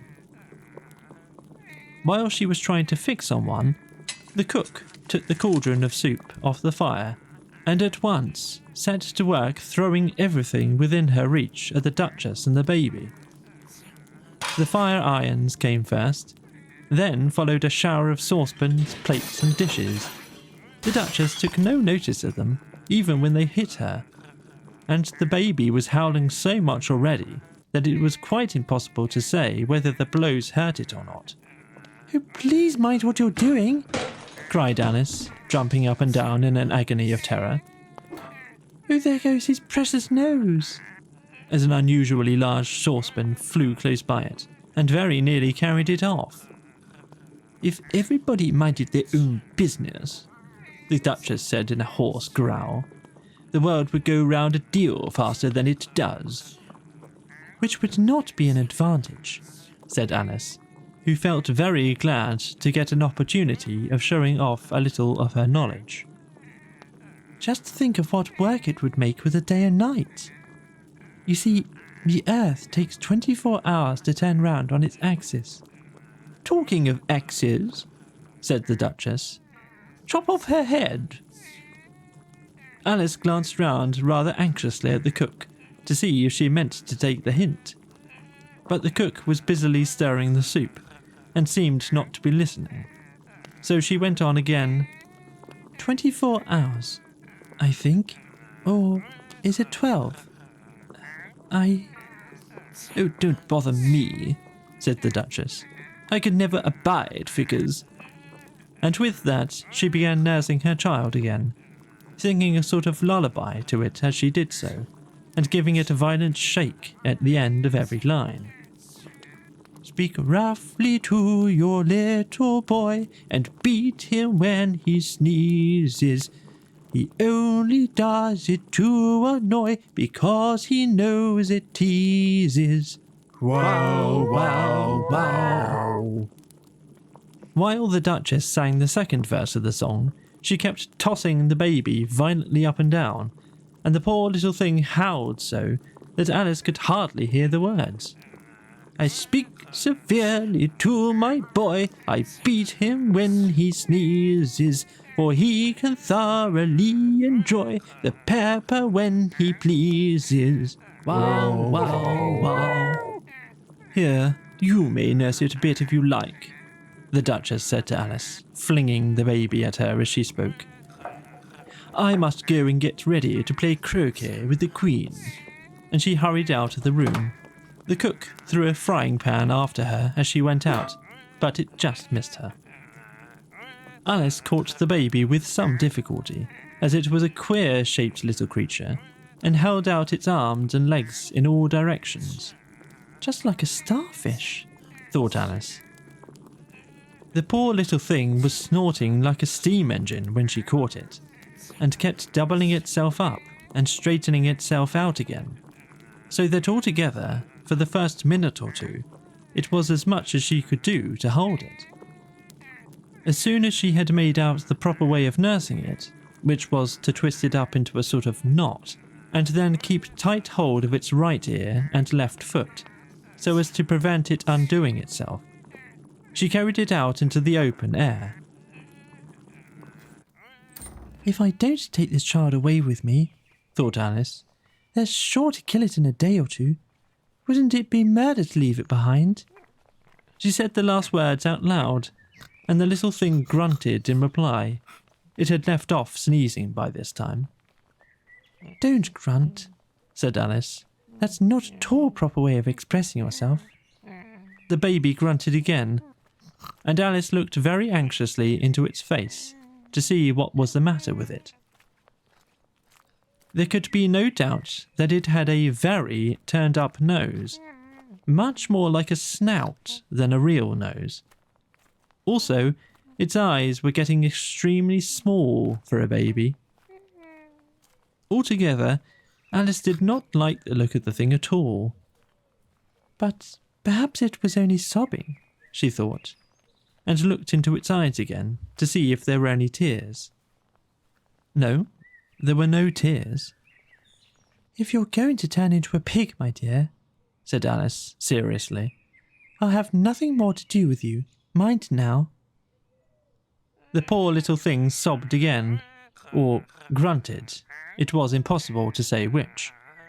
And they went on for some while in silence. Alice was just beginning to think to herself, now, what am I to do with this creature when I get it home? When it grunted again so violently that she looked down into its face in some alarm. This time there could be no mistake about it. It was neither more nor less than a pig, and she felt that it would be quite absurd for her to carry it around further. So she set the little creature down and felt quite relieved to see it trot away quietly into the wood. If it had grown up, she said to herself, it would have made a dreadfully ugly child. But it makes a rather handsome pig, I think. and she began thinking over other children she knew who might do very well as pigs, and was just saying to herself, if one only knew the right way to change them, when she was a little startled by seeing the Cheshire Cat sitting on a bough of the tree a few yards off. The cat only grinned when it saw Alice, and it looked good-natured, she thought. Still, it had very long claws and a great many teeth, so she felt that it ought to be treated with respect. Cheshire Puss, she began rather timidly, as she did not at all know whether it would like the name. However, it only grinned a little wider. Come, it's pleased so far, thought Alice, and she went on.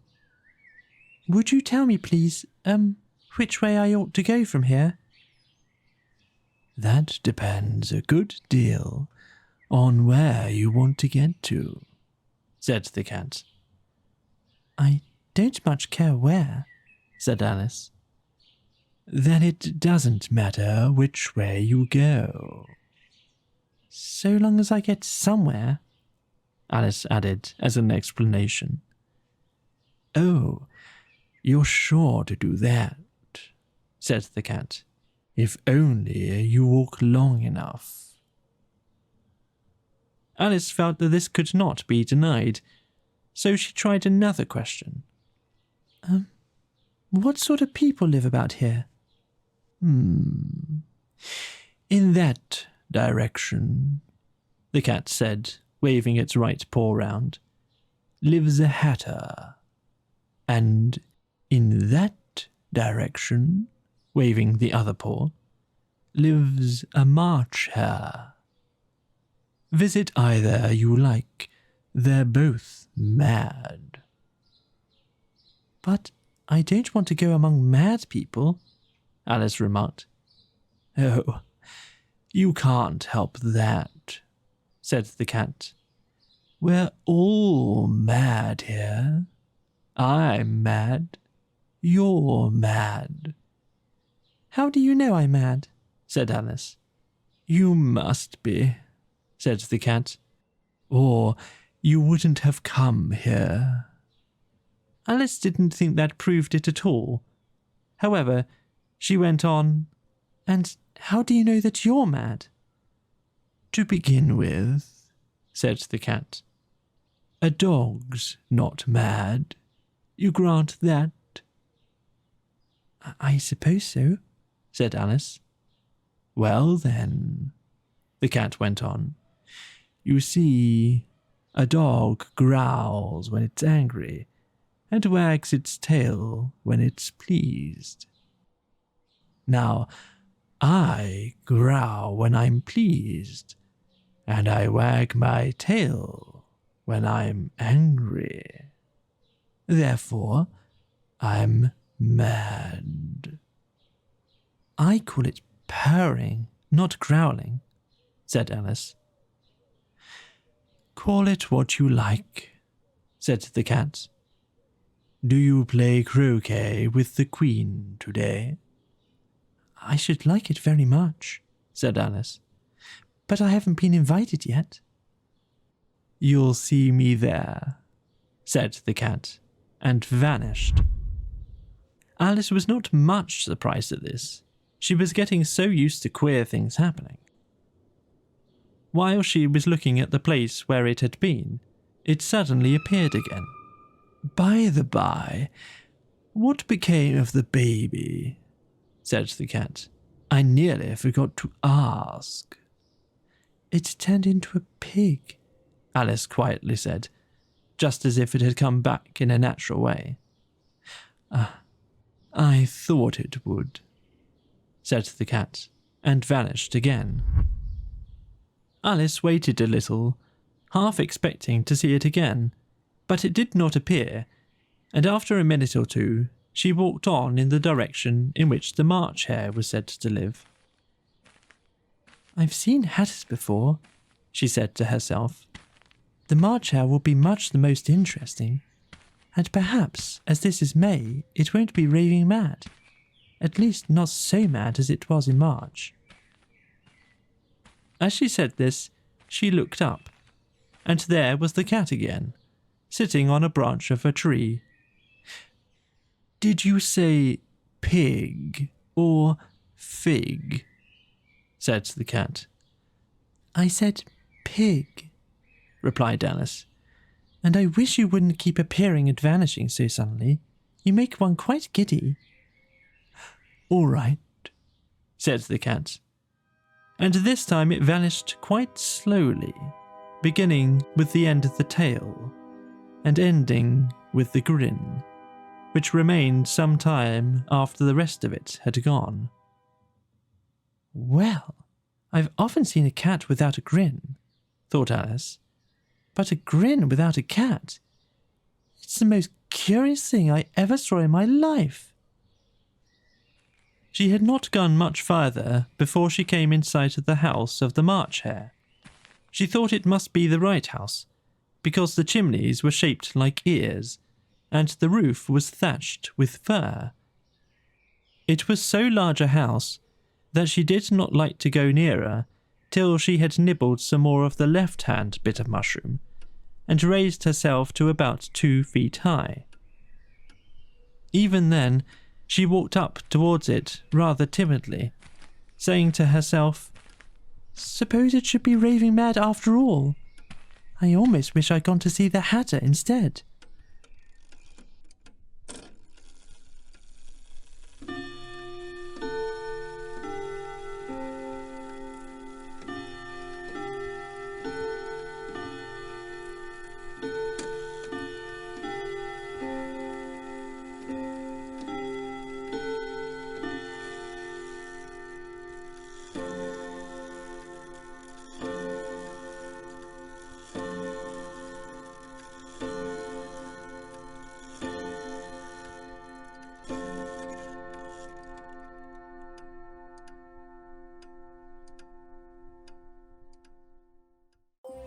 Chapter 7. A Mad Tea Party.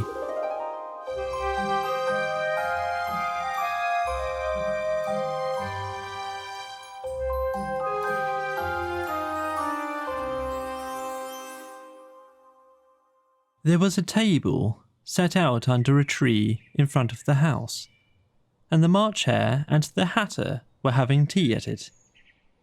A dormouse was sitting between them, fast asleep, and the other two were using it as a cushion, resting their elbows on it, and talking over its head. "Very uncomfortable for the dormouse," thought Alice. "Only, as it's asleep, I suppose it doesn't mind." The table was a large one, but the three were all crowded round together at one corner of it. "No room! No room!" they cried out when they saw Alice coming. "There's plenty of room," said Alice indignantly, as she sat down in a large armchair at one end of the table. "Here, have some wine," the March Hare said in an encouraging tone. Alice looked all around the table, but there was nothing on it but tea. "I don't see any wine," she remarked. "There isn't any," said the March Hare. "Then it wasn't very civil of you to offer it," said Alice angrily.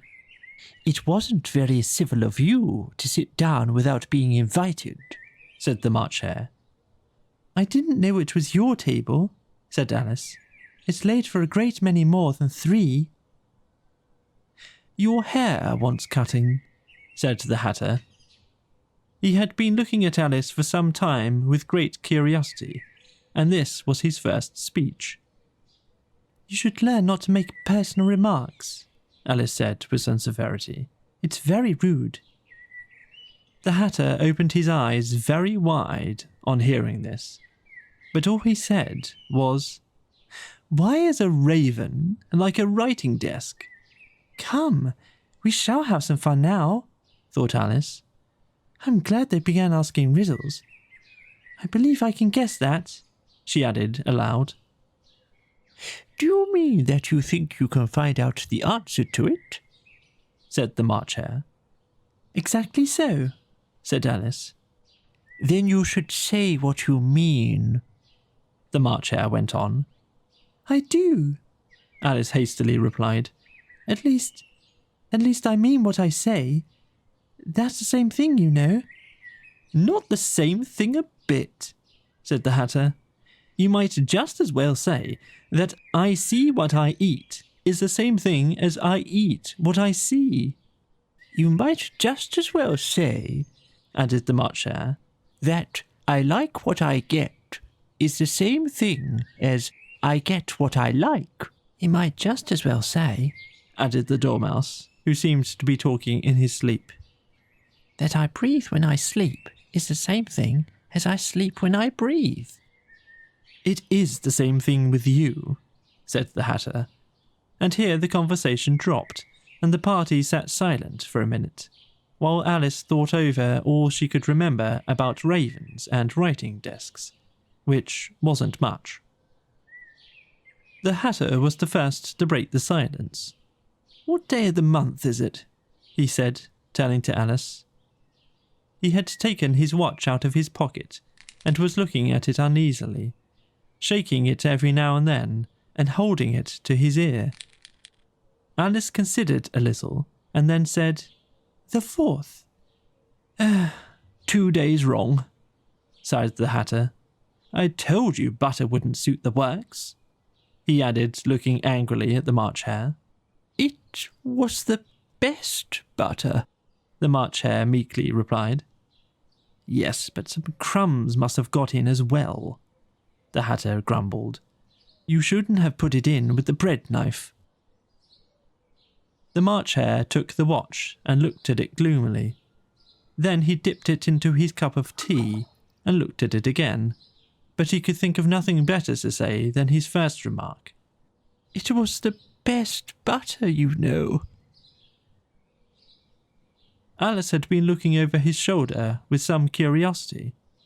What a funny watch, she remarked. It tells you the day of the month and doesn't tell you what o'clock it is. Why should it? Muttered the Hatter. Does your watch tell you what year it is? Of course not, Alice replied very readily. But that's because it says same year for such a long time together, which is just the same with mine, said the Hatter. Alice felt dreadfully puzzled. The Hatter's remark seemed to have no sort of meaning in it, and yet it was certainly English. I don't quite understand you, she said as politely as she could. The Dormouse is asleep again, said the Hatter, and he poured a little hot tea upon its nose. The Dormouse shook its head impatiently and said, without opening its eyes, Of course, just what I was going to remark myself.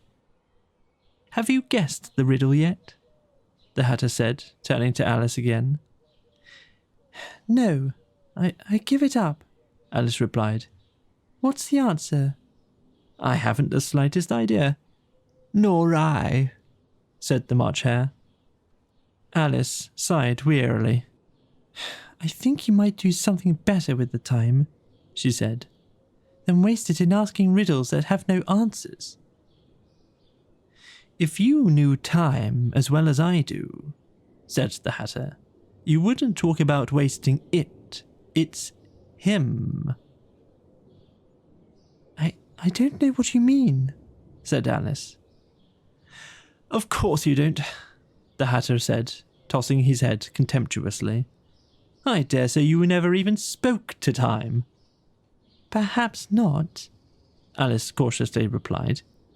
But I know I have to beat time when I learn music. Ah, that accounts for it, said the Hatter. He won't stand beating. Now, if you only kept on good terms with him, he'd do almost anything you liked with the clock. For instance, suppose it were 9 o'clock in the morning, just about time to begin lessons. You'd only have to whisper a hint to time, and round goes the clock in a twinkling. 1:30, time for dinner. I only wish it was, the March Hare said to itself in a whisper. That would be grand, certainly, said Alice thoughtfully. But then I shouldn't be hungry for it, you know. Not at first, perhaps, said the Hatter. But you could keep it to 1:30 as long as you liked. Is that the way you manage? Alice asked. The Hatter shook his head mournfully. Not I, he replied. We quarrelled last March, just before he went mad, you know, pointing with his teaspoon at the March Hare. It was at the great concert given by the Queen of Hearts, and I had to sing, Twinkle, twinkle, little bat, how I wonder what you're at. You know the song, perhaps? I've heard something like it, said Alice. It goes on, you know, the Hatter continued, in this way. Up above the world you fly, like a tea tray in the sky. Twinkle, twinkle. Here the mouse shook himself and began singing in its sleep. Twinkle, twinkle, twinkle, twinkle, and went on so loud that they had to pinch it to make it stop. Well, I'd hardly finished the first verse, said the Hatter, when the Queen jumped up and bawled out, He's murdering the time! Off with his head! How dreadfully savage! Exclaimed Alice. And ever since that, the Hatter went on in a mournful tone, he won't do a thing I ask. It's always 6 o'clock now. A bright idea came into Alice's head. Is that the reason so many tea things are put out here? She asked. Yes, that's it, said the Hatter with a sigh. It's always tea time, and we've no time to wash the things between whiles. Then you keep moving round, I suppose, said Alice. Exactly so, said the Hatter, as the things get used up. But what happens when you come to the beginning again? Alice ventured to ask. Suppose we change the subject, the March Hare interrupted, yawning. I'm getting tired of this. I vote the young lady tells us a story. I'm afraid I don't know one, said Alice, rather alarmed at the proposal. Then the Dormouse shall, they both cried. Wake up, Dormouse! And they pinched it on both sides at once. The Dormouse slowly opened his eyes. I wasn't asleep, he said in a hoarse, feeble voice. I heard every word you fellows were saying. Tell us a story, says the March Hare. Yes, please do, pleaded Alice. And be quick about it, added the Hatter, or you'll be asleep again before it's done. Once upon a time, there were 3 little sisters, the Dormouse began in a great hurry. And their names were Elsie, Lacey, and Tilly, and they lived at the bottom of a well. What did they live on? Said Alice, who always took a great interest in questions of eating and drinking. They lived on treacle, said the Dormouse, after thinking a minute or two. They couldn't have done that, you know, Alice gently remarked. They'd have been ill. So they were, said the Dormouse. Very ill. Alice tried to fancy to herself what such an extraordinary way of living would be like. But it puzzled her too much, so she went on. But why did they live at the bottom of a well? Take some more tea, the March Hare said to Alice very earnestly. I've had nothing yet, Alice replied in an offended tone, so I can't take more. You mean you can't take less, said the Hatter. It's very easy to take more than nothing.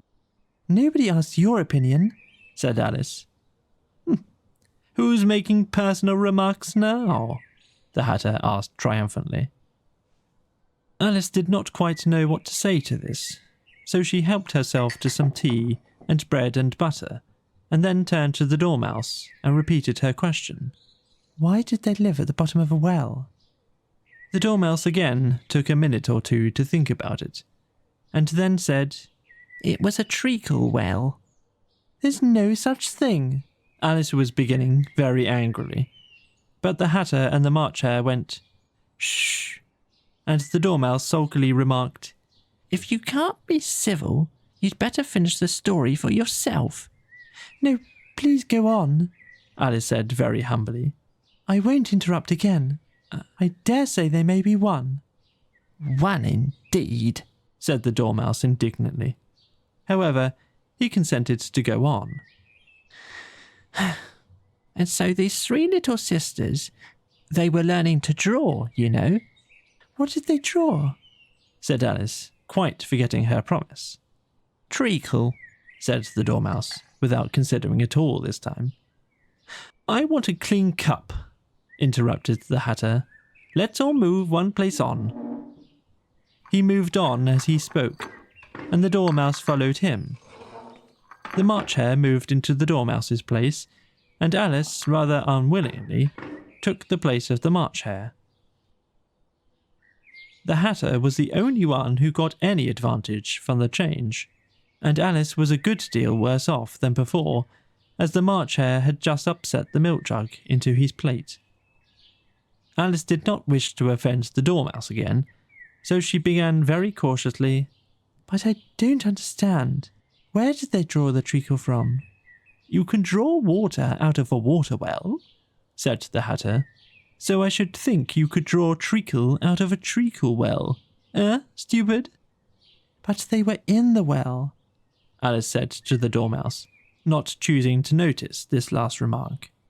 Of course they were, said the Dormouse. Well in.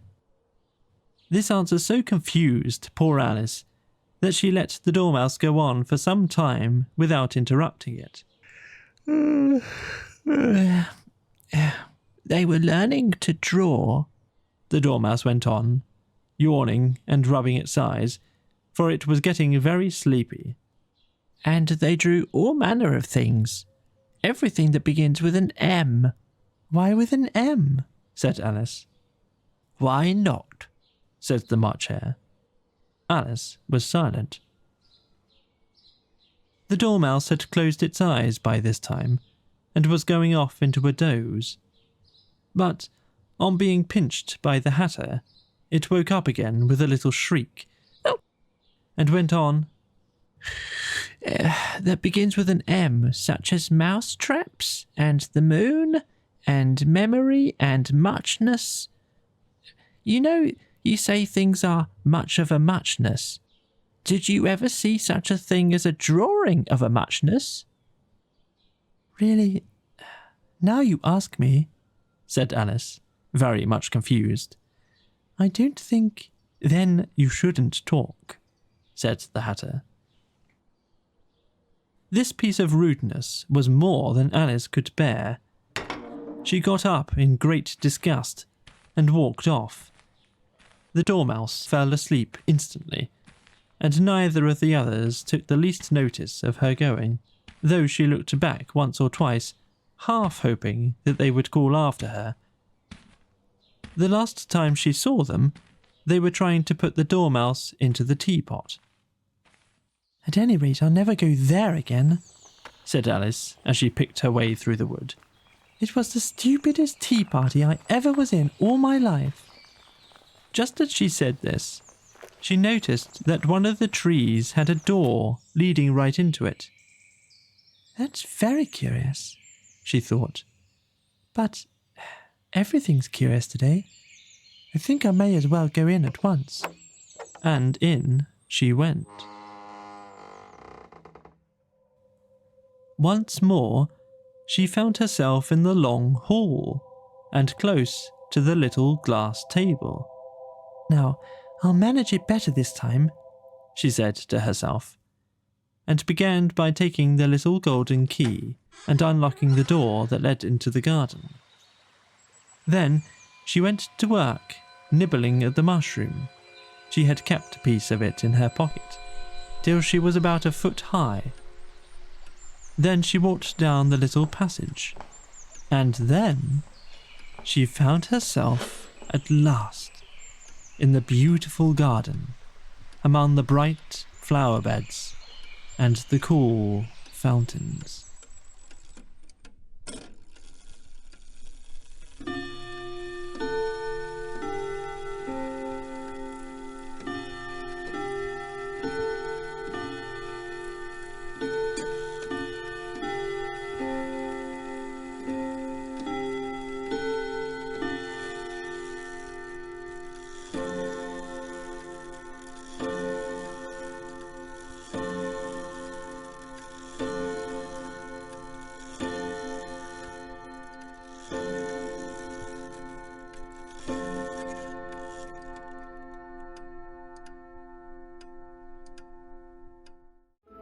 Chapter 8.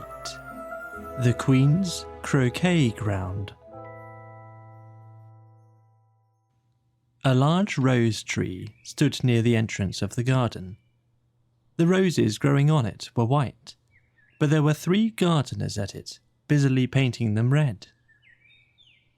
Alice thought this a very curious thing, and she went nearer to watch them. And just as she came up to them, she heard one of them say, "Look out now, Five. Don't go splashing paint over me like that." "I couldn't help it," said Five in a sulky tone.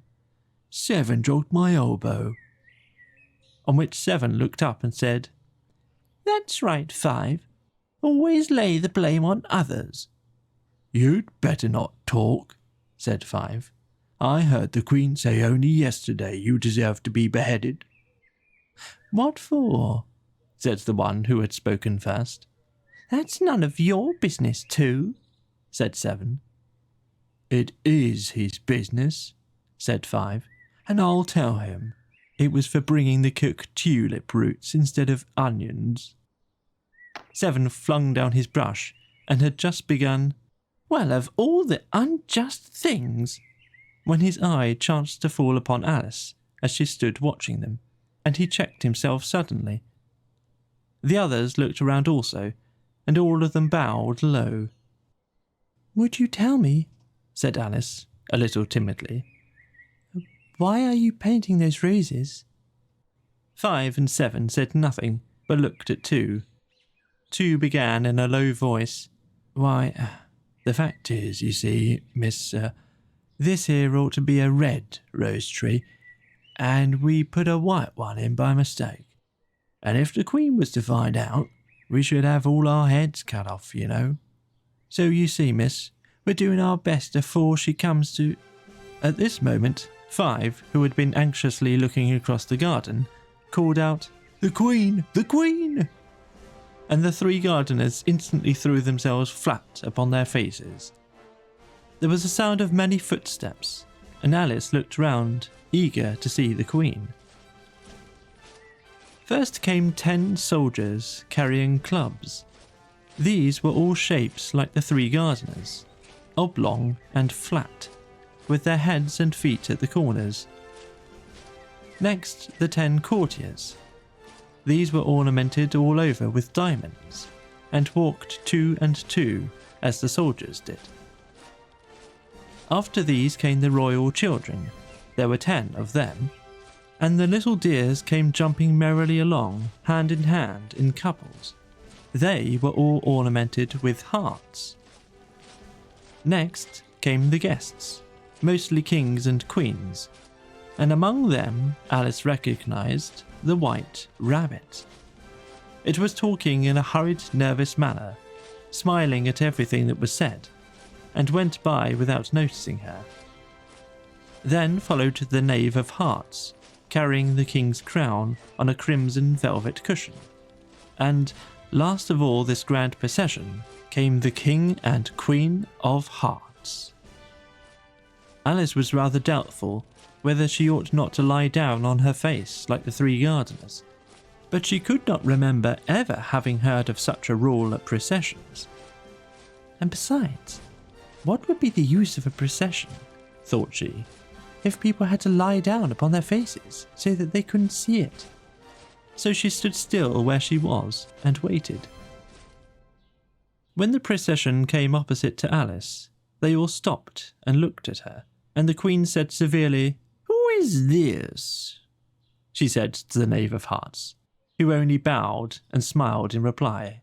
"Idiot," said the Queen, tossing her head impatiently, and turning to Alice, she went on, "What's your name, child?" "My name is Alice, so please your Majesty," said Alice very politely, but she added to herself, "Why, they're only a pack of cards after all. I needn't be afraid of them." "And who are these?"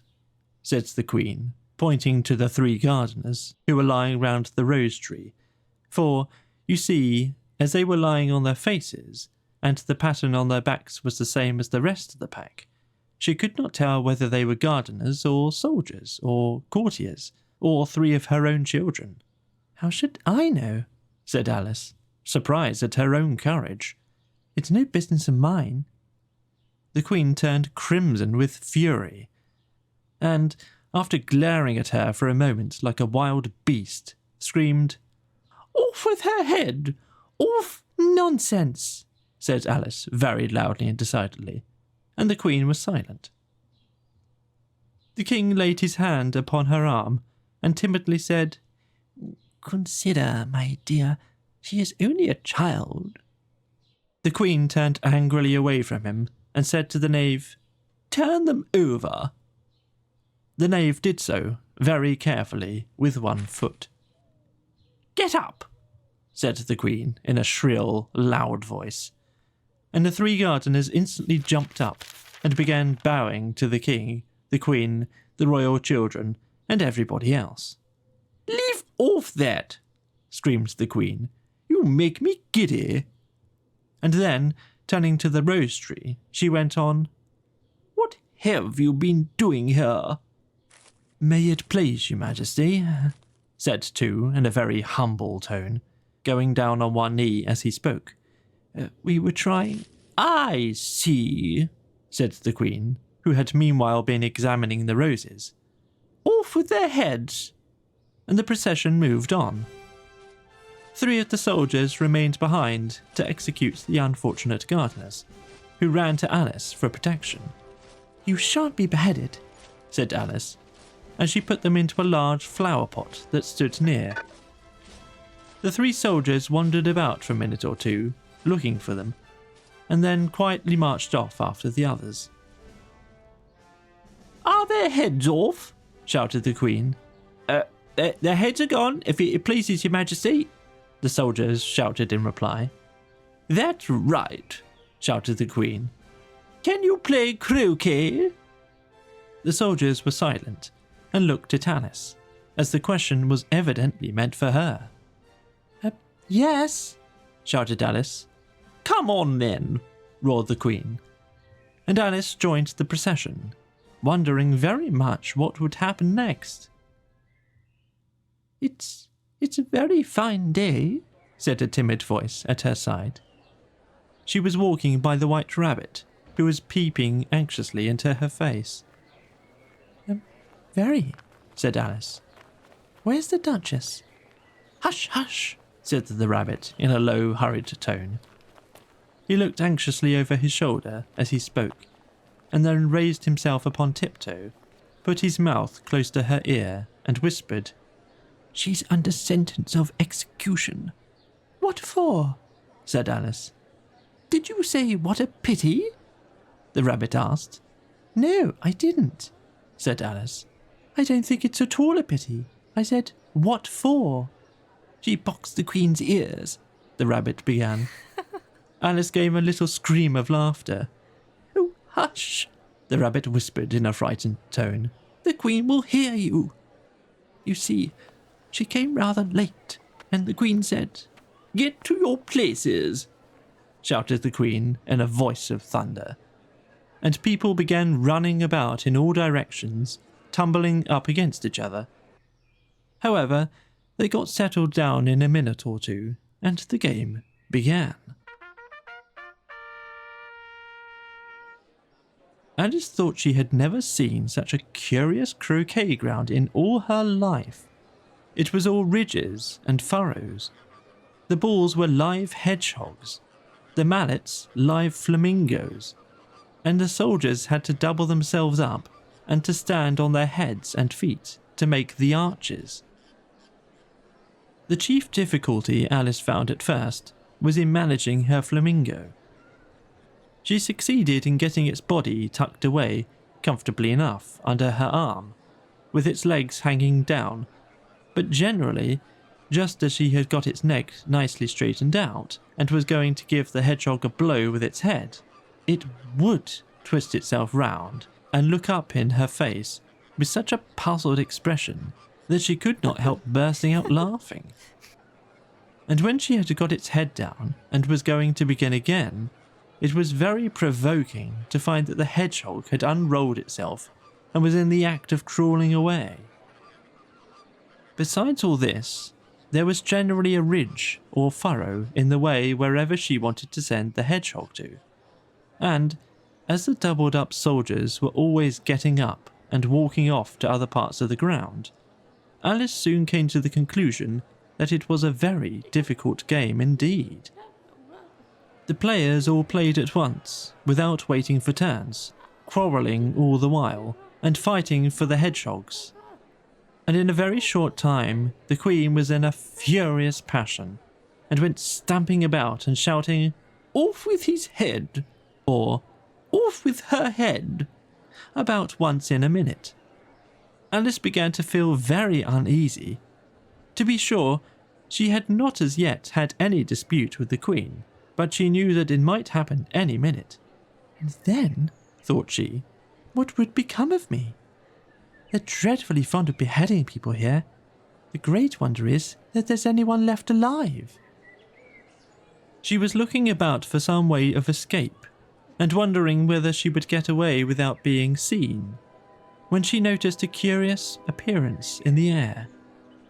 It puzzled her very much at first, but after watching it a minute or two, she made it out to be a grin, and she said to herself, "It's the Cheshire Cat. Now I shall have somebody to talk to." "How are you getting on?" said the cat, as soon as there was a mouth enough for it to speak.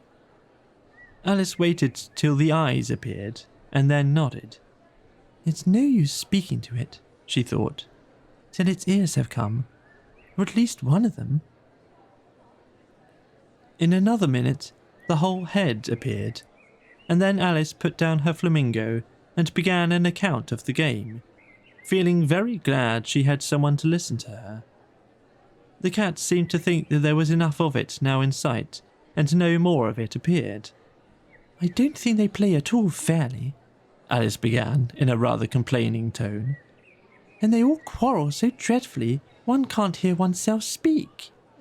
And they don't seem to have any rules in particular, at least, if there are, nobody attends to them. And you've no idea how confusing it is, all the things being alive. For instance, there's the arch I've got to go through next, walking about at the other end of the ground. And I should have croqueted the Queen's hedgehog just now, only it ran away when it saw mine coming." "How do you like the Queen?" said the cat in a low voice. "Not at all," said Alice. "She's so extremely—" Just then she noticed that the Queen was close behind her, listening. So she went on, "Likely to win, that it's hardly worthwhile finishing the game." The Queen smiled and passed on. "Who are you talking to?" said the King, going up to Alice and looking at the cat's head with great curiosity.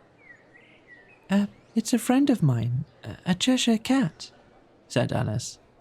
"Allow me to introduce it." "I don't like the look of it at all," said the King. "However, it may kiss my hand if it likes." "I'd rather not," the cat remarked. "Don't be impertinent," said the King. "And don't look at me like that." He got behind Alice as he spoke. "A cat may look at a king," said Alice. "I've read that in some book, but I don't remember where." "Well, it must be removed," said the King very decidedly, and he called the Queen, who was passing at the moment. My dear, I wish you would have this cat removed. The Queen had only one way of settling all difficulties, great or small. Off with his head, she said, without even looking round. I'll fetch the executioner myself, said the King eagerly, and he hurried off. Alice thought she might as well go back and see how the game was going on, as she heard the Queen's voice in the distance, screaming with passion. She had already heard her sentence 3 of the players to be executed for having missed their turns, and she did not like the look of things at all, as the game was in such a confusion that she never knew whether it was her turn or not, so she went in search of her hedgehog. The hedgehog was engaged in a fight with another hedgehog, which seemed to Alice an excellent opportunity for croqueting one of them with the other. The only difficulty was that her flamingo was gone across to the other side of the garden, where Alice could see it trying, in a helpless sort of way, to fly up into a tree. By the time she had caught the flamingo and brought it back, the fight was over, and both the hedgehogs were out of sight. But it doesn't much matter, thought Alice, as all the archers are gone from this side of the ground. So she tucked it away under her arm, that it might not escape again, and went back for a little more conversation with her friend. When she got back to the Cheshire Cat, she was surprised to find quite a large crowd collected round it. There was a dispute going on between the executioner, the King, and the Queen, who were all talking at once, while all the rest were quite silent and looked very uncomfortable. The moment Alice appeared, she was appealed to by all 3 to settle the question, and they repeated their arguments to her, though, as they all spoke at once, she found it very hard indeed to make out exactly what they said. The executioner's argument was that you couldn't cut off a head unless there was a body to cut it off from, that he had never had to do such a thing before, and he wasn't about to begin at his time of life. The King's argument was that anything that had a head could be beheaded, and that you weren't to talk nonsense. The Queen's argument was that if something wasn't done about it in less than no time, she'd have everybody executed all round. It was this last remark that had made the whole party look so grave and anxious. Alice could think of nothing else to say but, "It belongs to the Duchess. You'd better ask her about it." "She is in prison," the Queen said to the executioner. "Fetch her here." And the executioner went off like an arrow. The cat's head began fading away the moment he was gone, and by the time he had come back with the Duchess, it had entirely disappeared. So the King and the executioner ran wildly up and down looking for it, while the rest of the party went back to the game.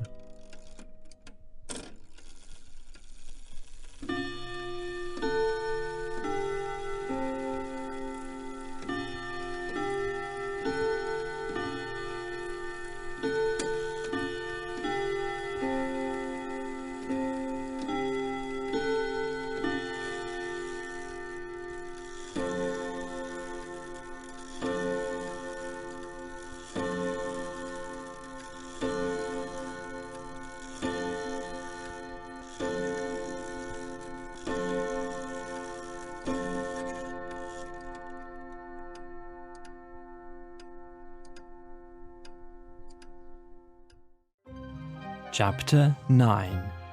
The Mock Turtle's Story. "You can't think how glad I am to see you again, you dear old thing," said the Duchess, as she tucked her arm affectionately into Alice's, and they walked off together. Alice was very glad to find her in such a pleasant temper, and thought to herself that perhaps it was only the pepper that had made her so savage when they met in the kitchen. "When I'm a duchess," she said to herself, not in a very hopeful tone though, "I won't have any pepper in my kitchen at all. Soup does very well without." Maybe it's always pepper that makes people hot-tempered, she went on, very much pleased at having found out a new kind of rule. And vinegar that makes them sour, and chamomile that makes them bitter, and barley sugar and such things that make children sweet-tempered.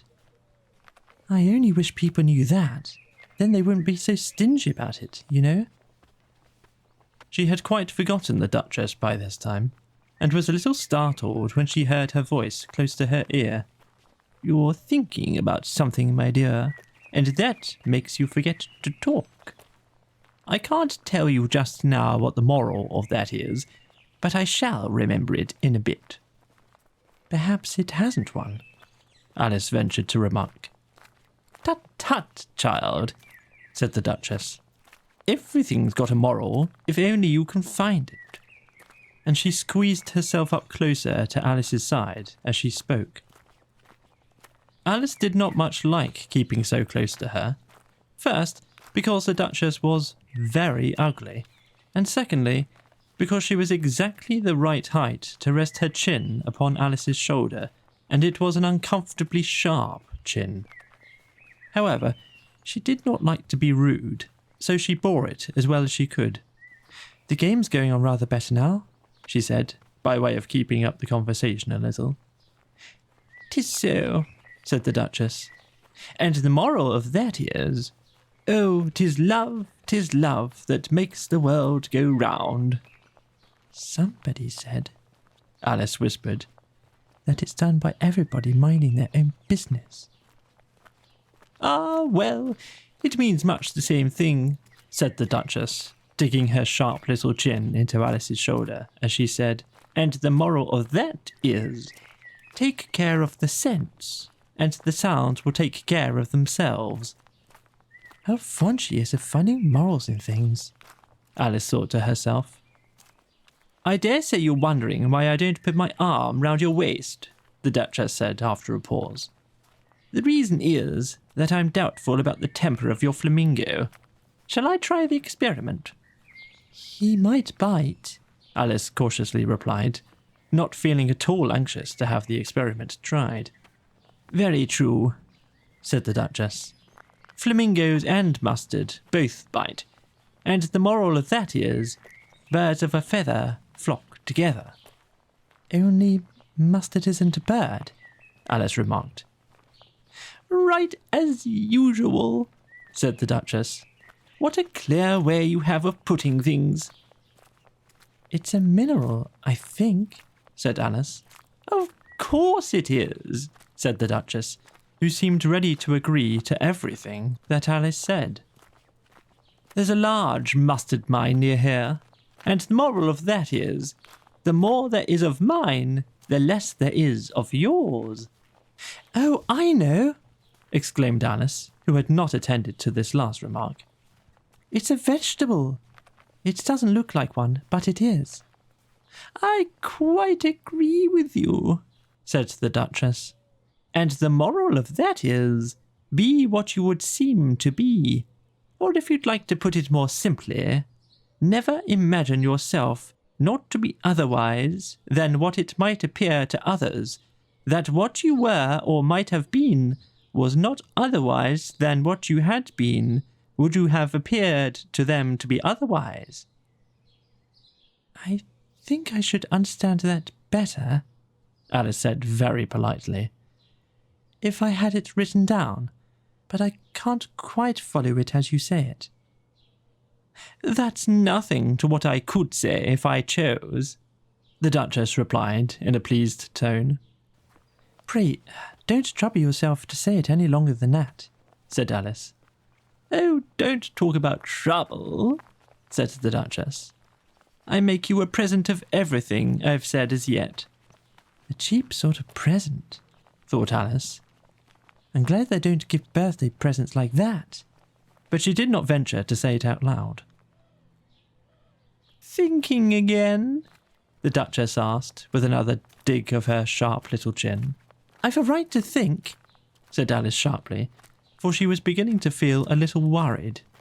Just about as much right, said the Duchess, as pigs have to fly. But the But here, to Alice's great surprise, the Duchess's voice died away, even in the middle of her favourite word, moral, and the arm that was linked into hers began to tremble.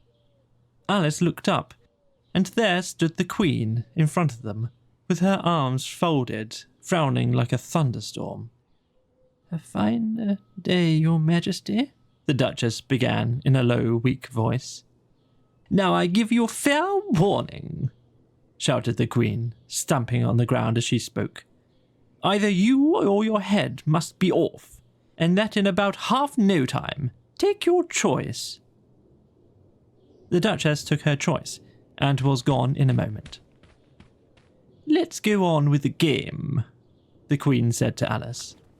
And Alice was too much frightened to say a word, but slowly followed her back to the croquet ground. The other guests had taken advantage of the Queen's absence, and were resting in the shade. However, the moment they saw her, they hurried back to the game, the Queen merely remarking that a moment's delay would cost them their lives. All the time they were playing, the Queen never left off quarrelling with the other players, and shouting, "Off with his head!" or "Off with her head!" Those whom she sentenced were taken into custody by the soldiers, who, of course, had to leave off being archers to do this, so that by the end of half an hour or so, there were no archers left, and all the players, except the King, the Queen, and Alice, were in custody and under sentence of execution. Then the Queen left off, quite out of breath, and said to Alice, "Have you seen the mock turtle yet?" No, said Alice. I don't even know what a mock turtle is. "It's the thing mock turtle soup is made from," said the Queen. I never saw one, or heard of one, said Alice. "Come on then," said the Queen, "and he shall tell you his history." And they walked off together. Alice heard the King say in a low voice to the company generally, "You are all pardoned." Come, that's a good thing, she said to herself, for she had felt quite unhappy at the number of executions the Queen had ordered. They very soon came upon a griffin, lying fast asleep in the sun. "Up, lazy thing," said the Queen, "and take this young lady to see the mock turtle, and to hear his history. I must go back and see after some executions I have ordered." And she walked off, leaving Alice alone with the griffin. Alice did not like the look of the creature, but on the whole, she thought it would be quite as safe to stay with it as to go after that savage Queen, so she waited. The griffin sat up and rubbed its eyes. Then it watched the Queen till she was out of sight. Then it chuckled. "What fun," said the griffin, half to itself, half to Alice. What is the fun? "Why, she," said the griffin. "It's all her fancy, that. They never executes nobody, you know. Come on." Everybody says, come on here, thought Alice, as she went slowly after it. I was never so ordered about in all my life. Never. They had not gone far before they saw the mock turtle in the distance, sitting sad and lonely on a little ledge of rock. And, as they came nearer, Alice could hear him singing as if his heart would break. She pitied him deeply. What is his sorrow? She asked the griffin, and the griffin answered, very nearly in the same words as before, "It's all his fancy, that. He hasn't got no sorrow, you know. Come on." So they went up to the mock turtle, who looked at them with large eyes full of tears, but said nothing. "This here young lady," said the griffin, "she wants for to know your history, she do." "Oh, tell it her," said the mock turtle in a deep, hollow tone. "Sit down, both of you, and don't speak a word till I've finished." So they sat down, and nobody spoke for some minutes. Alice thought to herself, I don't see how he can ever finish if he doesn't begin. But she waited patiently. "Once said the Mock Turtle at last, with a deep sigh. I was a real turtle. These words were followed by a very long silence, broken only by an occasional exclamation of "Here" from the Griffin, and the constant heavy sobbing of the Mock Turtle. Alice was very nearly getting up and saying, "Thank you, sir, for your interesting story." But she could not help thinking there must be more to come, so she sat still and said nothing. When we were little, the Mock Turtle went on at last, more calmly, though still sobbing a little now and then, we went to school in the sea. The master was an old turtle. We used to call him Tortoise. Why did you call him Tortoise if he wasn't one? Alice asked. We called him Tortoise because he taught us, said the Mock Turtle angrily. Really, you are very dull. You ought to be ashamed of yourself for asking such a simple question, added the Griffin. And then they both sat silent and looked at poor Alice, who felt ready to sink into the earth. At last, the Griffin said to the Mock Turtle, Drive on, old fellow. Don't be all day about it. And he went on in these words. Yes, we went to school in the sea, though you mayn't believe it. I never said I didn't, interrupted Alice. You did, said the Mock Turtle.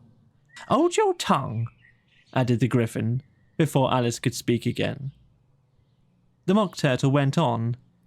We had the best of educations. In fact, we went to school every day. I've been to a day school too, said Alice. You needn't be so proud as all that. With extras? Added the Mock Turtle a little anxiously. Yes, said Alice. We learnt French and music. And washing? Said the Mock Turtle. Certainly not, said Alice indignantly. Ah, then yours wasn't really a good school, said the Mock Turtle in a tone of great relief.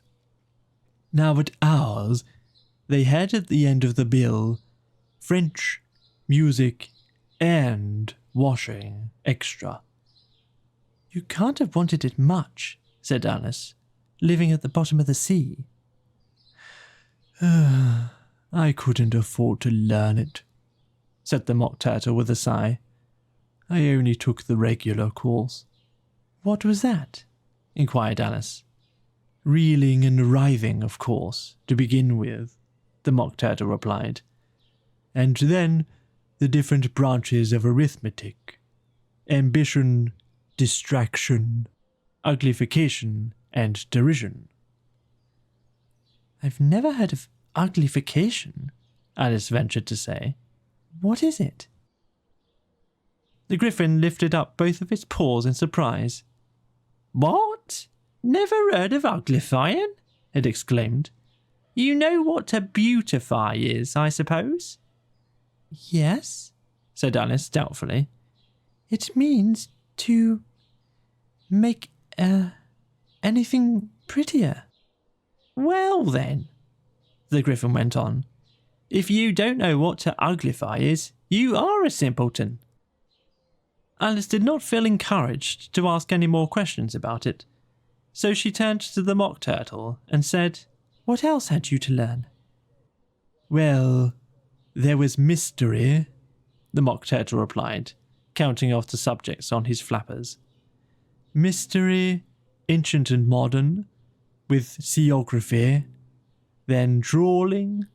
The drawling master was an old conger eel that used to come once a week. He taught us drawling, stretching, and fainting in coils. What was that like? Well, I can't show it you myself, the Mock Turtle said. I'm too stiff, and the Griffin never learnt it. Hadn't time, said the Griffin. I went to the classics master, though. He was an old crab, he was. I never went to him, the Mock Turtle said with a sigh. He taught laughing and grief, they used to say. Ah, so he did, Said the Griffin, sighing in his turn, and both creatures hid their faces in their paws. And how many hours a day did you do lessons? Said Alice, in a hurry to change the subject. 10 hours the first day, said the Mock Turtle. 9 the next, and so on. What a curious plan, exclaimed Alice. That's the reason they're called lessons, the Griffin remarked, because they lesson from day to day. This was quite a new idea to Alice, and she thought it over a little before she made her next remark. Then the 11th day must have been a holiday? Of course it was, said the Mock Turtle. And how did you manage on the 12th? Alice went on eagerly. That's enough about lessons, the Griffin interrupted in a very decided tone. Tell us something about the games now.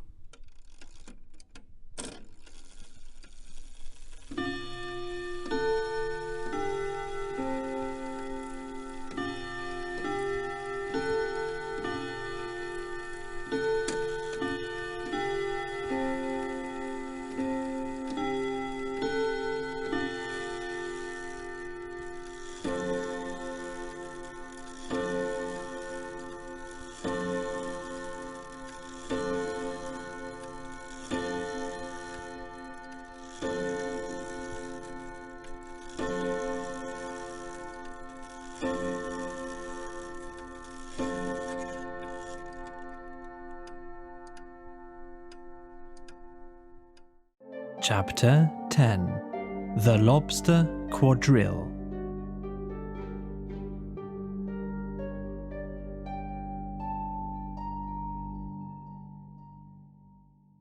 The Mock Turtle sighed deeply and drew the back of one flipper across his eyes. He looked at Alice and tried to speak, but for a minute or two sobs choked his voice.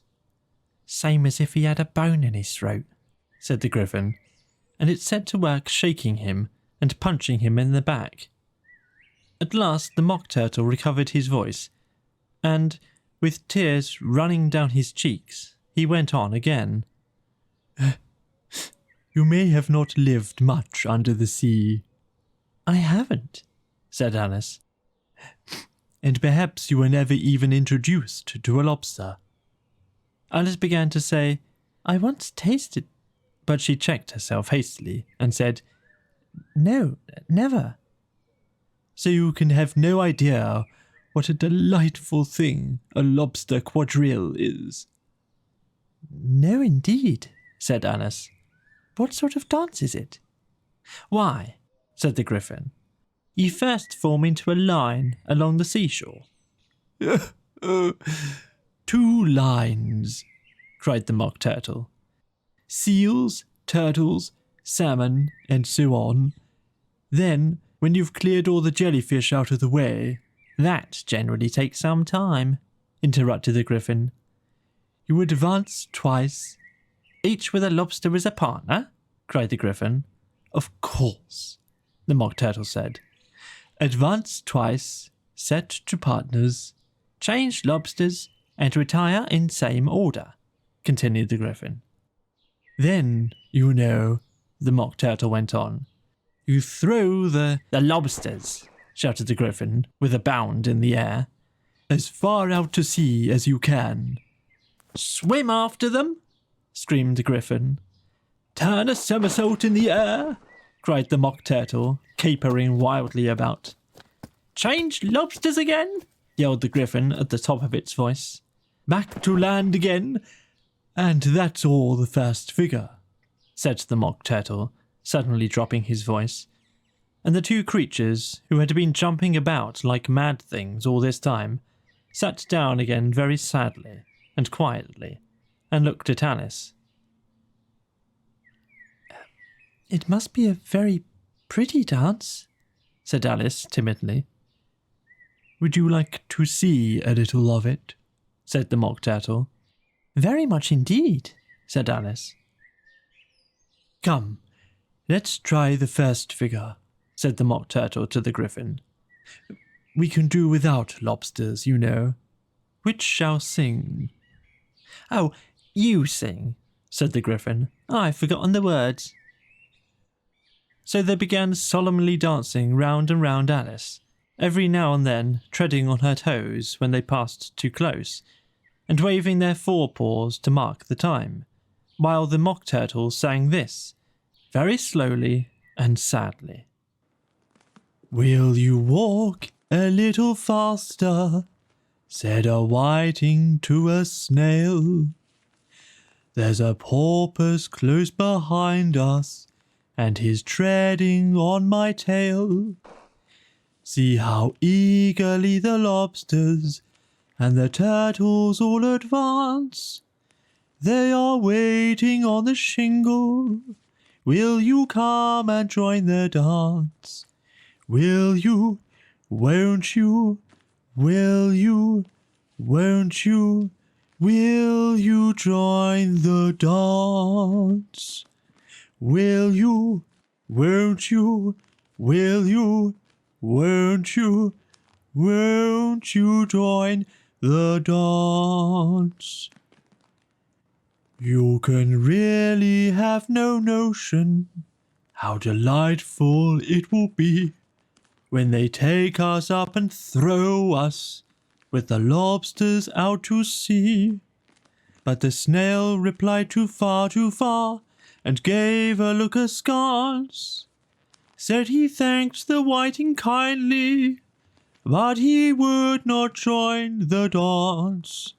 Would not, could not, would not, could not, would not join the dance.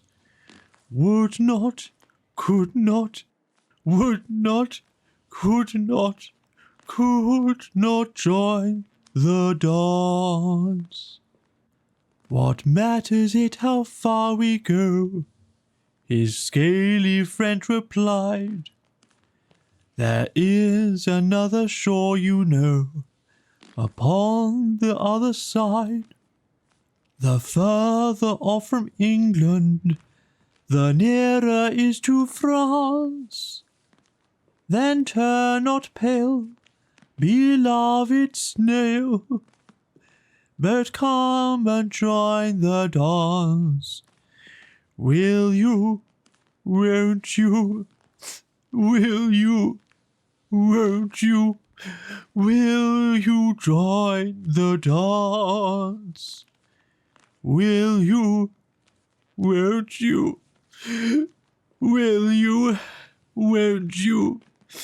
Won't you join the dance? Thank you. It's a very interesting dance to watch, said Alice, feeling very glad it was all over at last. And I do so like that curious song about the whiting. Oh, as to the whiting, said the Mock Turtle, you've seen them, of course. Yes, said Alice. I've often seen them at She checked herself hastily. I don't know where Din may be, said the Mock Turtle, but if you've seen them so often, of course you know what they're like. I believe so, Alice replied thoughtfully. They have their tails in their mouths, and they're all over crumbs. You're wrong about the crumbs, said the Mock Turtle. Crumbs would all wash off in the sea, but they have their tails in their mouths, and the reason is... Here the Mock Turtle yawned and shut his eyes. Tell her about the reason and all that, he said to the Griffin. The reason is, said the Griffin, that they would go with the lobsters to the dance. So they got thrown out to sea. So they had to fall a long way. So they got their tails fast in their mouths. So they couldn't get them out again. That's all. Thank you, said Alice. It's very interesting. I never knew so much about a whiting before. I can tell you more than that if you like, said the Griffin. Do you know why it's called a whiting? I never thought about it, said Alice. Why? It does the boots and shoes, the Griffin replied very solemnly. Alice was thoroughly puzzled. Does the boots and shoes? She repeated in a wondering tone. My, what are your shoes done with? Said the Griffin. I mean, what makes them so shiny? Alice looked down at them and considered a little before she gave her answer. They're done with blacking, I believe.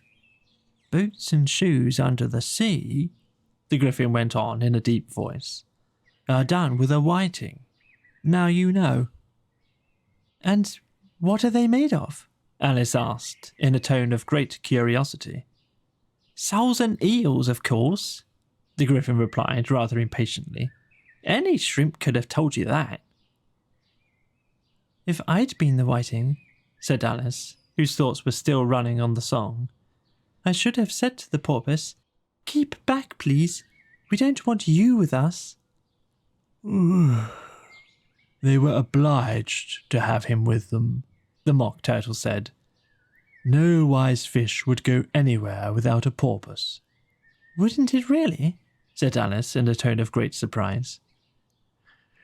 Of course not, said the Mock Turtle.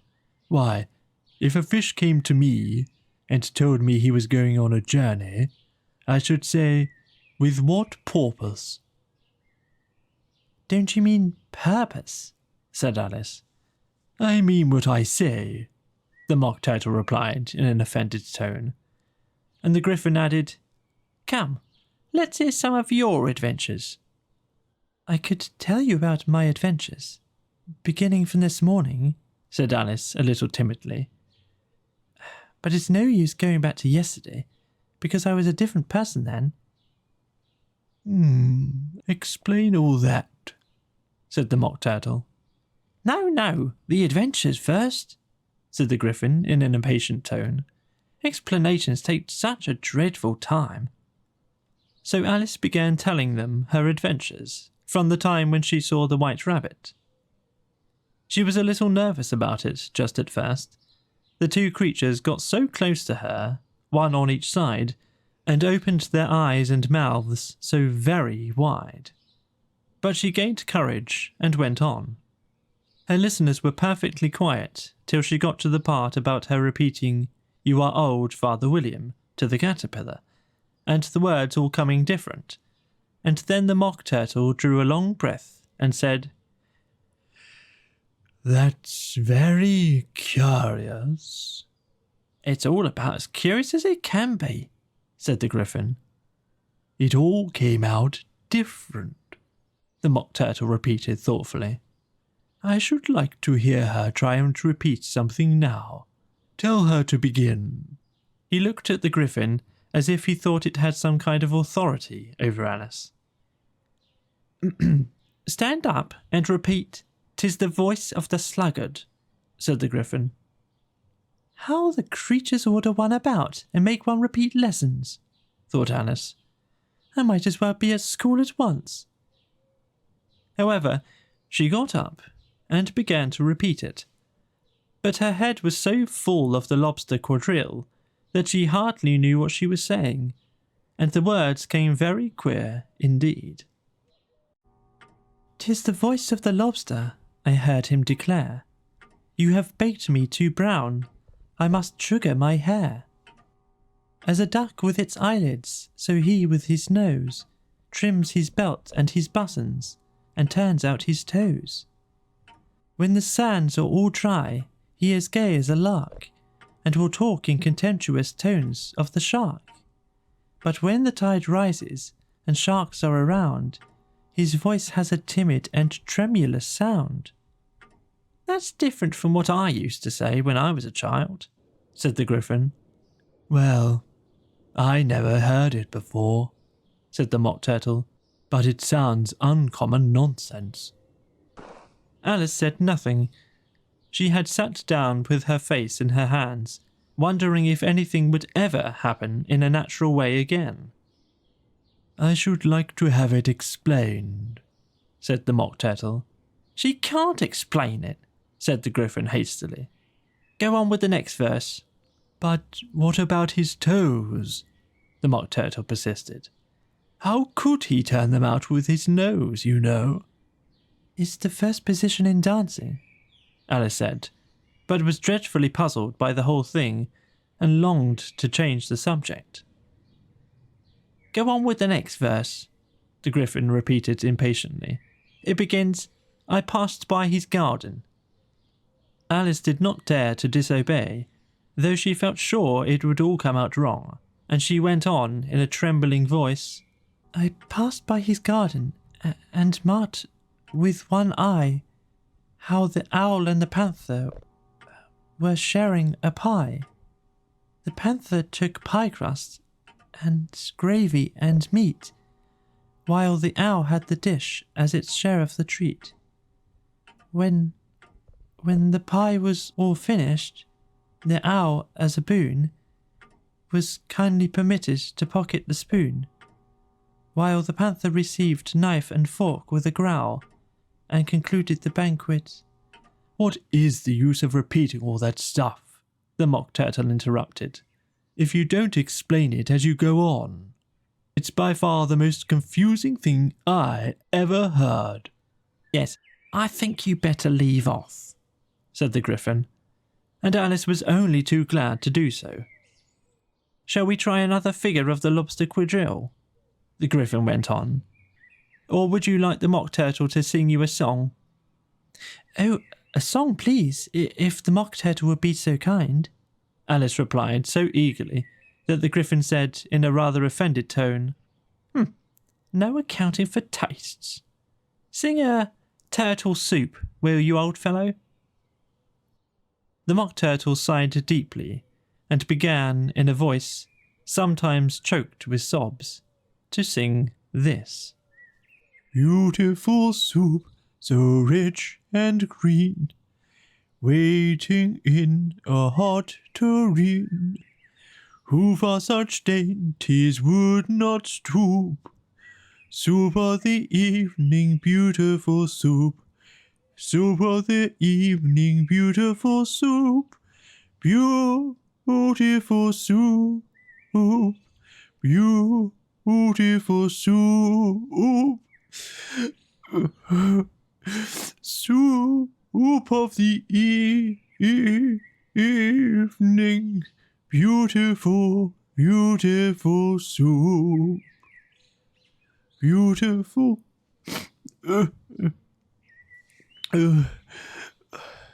Beautiful soup. Who cares for fish, game, or any other dish? Who would not give all else for two? Pennyworth only of beautiful soup. Pennyworth only of beautiful soup. Beautiful soup. Beautiful soup.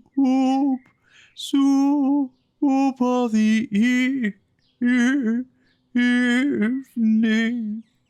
Beautiful. Beautiful soup.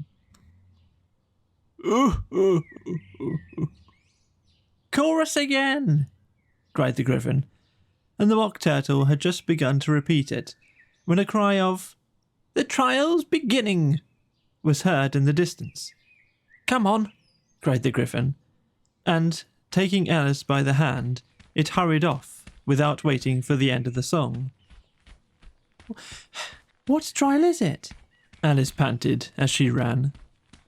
But the Griffin only answered, Come on! And ran the faster, while more and more faintly came, carried on the breeze that followed them, the melancholy words, Soup of the evening, beautiful, beautiful soup.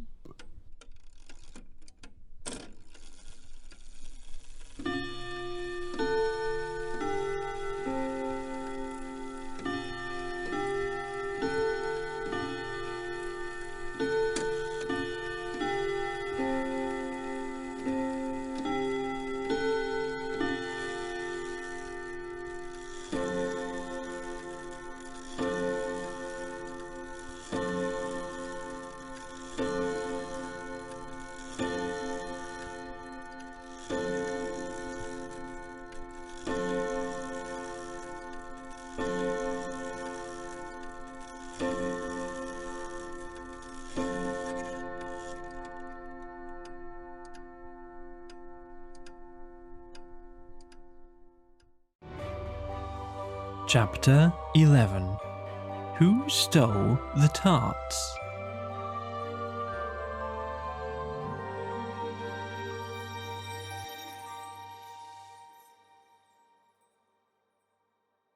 The King and Queen of Hearts were seated on their throne when they arrived, with a great crowd assembled about them. All sorts of little birds and beasts, as well as the whole pack of cards. The knave was standing before them in chains, with a soldier on each side to guard him. And near the king was the white rabbit, with a trumpet in one hand and a scroll of parchment in the other. In the very middle of the court was a table with a large dish of tarts upon it. They looked so good that it made Alice quite hungry to look at them. "I'd wish they'd get the trial done," she thought, "and hand round the refreshments." But there seemed to be no chance of this, so she began looking at everything about her to pass away the time. Alice had never been in a court of justice before, but she had read about them in books, and she was quite pleased to find that she knew the name of nearly everything there. "That's the judge," she said to herself, "because of his great wig." The judge, by the way, was the king, and as he wore his crown over the wig, he did not look at all comfortable, and it was certainly not becoming. "And that's the jury," thought Alice. "And those 12 creatures," she was obliged to say creatures, you see, because some of them were animals and some of them were birds. "I suppose they are the jurors." She said this last word 2 or 3 times over to herself, being rather proud of it. For she thought, and rightly too, that very few girls of her age knew the meaning of it at all. However, jurymen would have done just as well. The 12 jurors were all writing very busily on slates. "What are they doing?" Alice whispered to the Griffin. "They can't have anything to put down yet, before the trial's begun." "They're putting down their names," the Griffin whispered in reply, "for fear they should forget them before the end of the trial." "Stupid things," Alice began in a loud, indignant voice. But she stopped hastily, for the white rabbit cried out, "Silence in the court!" And the king put on his spectacles and looked anxiously round to make out who was talking. Alice could see, as well as if she were looking over their shoulders, that all the jurors were writing down stupid things on their slates, and she could even make out that one of them didn't know how to spell stupid, and that he had to ask his neighbour to tell him. "A nice muddle their slates will be in before the trial's over," thought Alice. One of the jurors had a pencil that squeaked. This, of course, Alice could not stand, and she went round the court and got behind him, and very soon found an opportunity of taking it away. She did it so quickly that the poor little juror, it was Bill the lizard, could not make out at all what had become of it.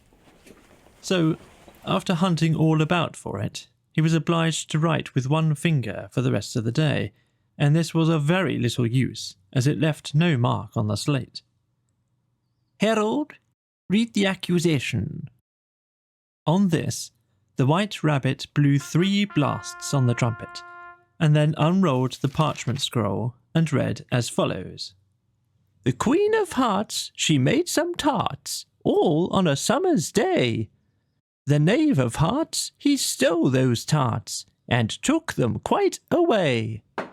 Consider your verdict," the king said to the jury. "Not yet, not yet," the rabbit hastily interrupted. "There's a great deal to come before that." "Oh. Call the first witness," said the king, and the white rabbit blew 3 blasts on the trumpet and called out, "First witness." The first witness was the Hatter.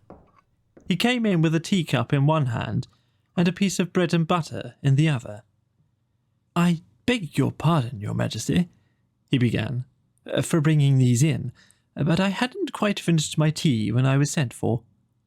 "You ought to have finished," said the king. "When did you begin?" The Hatter looked at the March Hare, who had followed him into the court, arm in arm with the Dormouse. 14th of March, I think it was, he said. 15th, said the March Hare. 16th, added the Dormouse. Write that down, the king said to the jury, and the jury eagerly wrote down all 3 dates on their slates, and then added them up and reduced the answer to shillings and pence. Take off your hat, the king said to the Hatter. It isn't mine, said the Hatter. Stolen, the king exclaimed, turning to the jury, who instantly made a memorandum of the fact. I keep them to sell, the Hatter added as an explanation. I've none of my own. I'm a hatter. Here the queen put on her spectacles and began staring at the Hatter, who turned pale and fidgeted. Give your evidence, said the king, and don't be nervous, or I'll have you executed on the spot. This did not seem to encourage the witness at all. He kept shifting from one foot to the other, looking uneasily at the queen, and in his confusion he bit a large piece out of his teacup instead of the bread and butter. Just at this moment, Alice felt a very curious sensation, which puzzled her a good deal until she made out what it was. She was beginning to grow larger again, and she thought at first she would get up and leave the court, but on second thoughts, she decided to remain where she was as long as there was room for her. I wish you wouldn't squeeze so, said the Dormouse, who was sitting next to her. I can hardly breathe. I can't help it, said Alice very meekly. I'm growing. You've got no right to grow here, said the Dormouse. Don't talk nonsense, said Alice more boldly. You know you're growing too. Yes, but I grow at a reasonable pace, said the Dormouse. Not in that ridiculous fashion. And he got up very sulkily and crossed over to the other side of the court. All this time the Queen had never left off staring at the Hatter, and just as the Dormouse crossed the court, she said to one of the officers of the court, "Bring me the list of the singers in the last concert." On which the wretched Hatter trembled so that he shook both his shoes off. "Give your evidence," the king repeated angrily, "or I'll have you executed, whether you're nervous or not." "I'm a poor man, your majesty," the Hatter began in a trembling voice, "and I hadn't begun my tea, not above a week or so, and what with the bread and butter getting so thin, and the twinkling of the tea—" "The twinkling of the what?" said the king. "It began with the tea," the Hatter replied. "Of course twinkling begins with a T," said the king sharply. "Do you take me for a dunce? Go on." "I'm a poor man," the Hatter went on, "and most things twinkled after that. Only the March Hare said—" "I didn't," the March Hare interrupted in a great hurry. "You did." "I deny it," said the March Hare. "He denies it," said the king. "Leave out that part." "Well, at any rate, the Dormouse said," the Hatter went on, looking anxiously round to see if he would deny it too. But the Dormouse denied nothing, being fast asleep.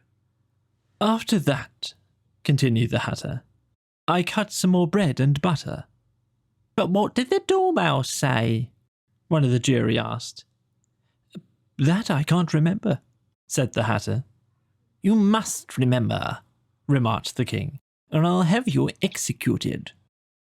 The miserable Hatter dropped his teacup and bread and butter, and went down on one knee. "I am a poor man, your majesty," he began. "You're a very poor speaker," said the king. Here one of the guinea pigs cheered, and was immediately suppressed by the officers of the court. As that is a rather hard word, I will just explain to you how it was done. They had a large canvas bag, which tied up at the mouth with strings. Into this they slipped the guinea pig, head first, and then sat upon it. "I'm glad I've seen that done," thought Alice, I've so often read in the newspapers at the end of trials that there was some attempt at applause, which was immediately suppressed by the officers of the court, and I never understood what it meant till now.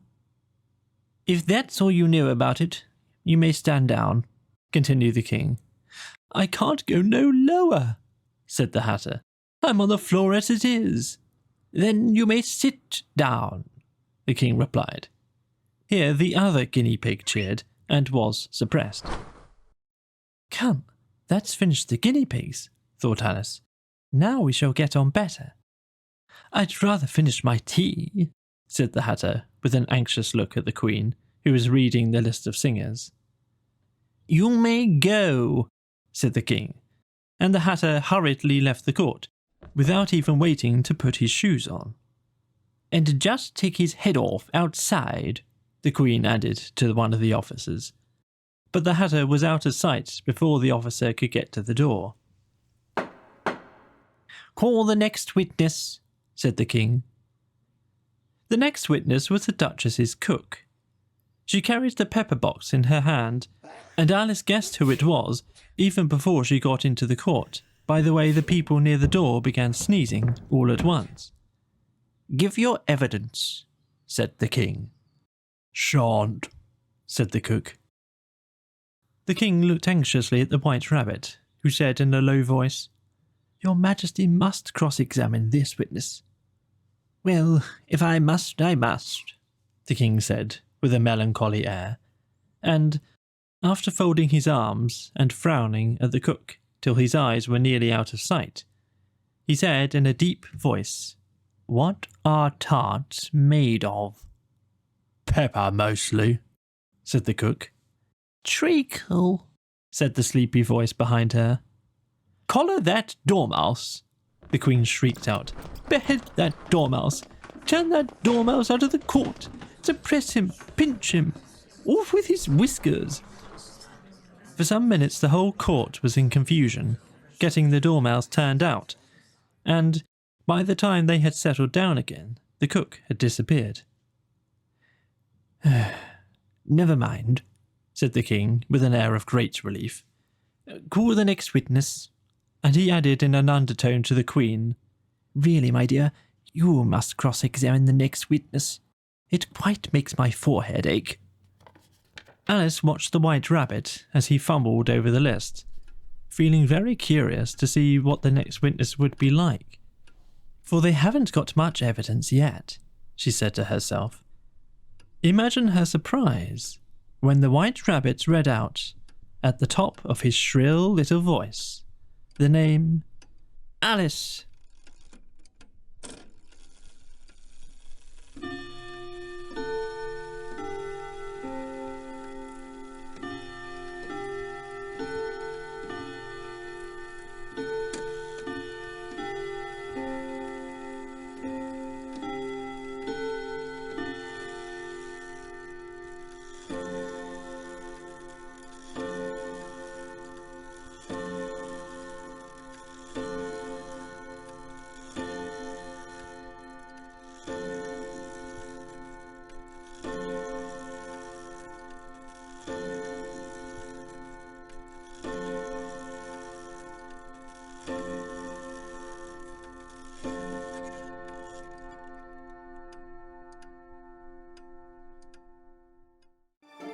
Chapter 12.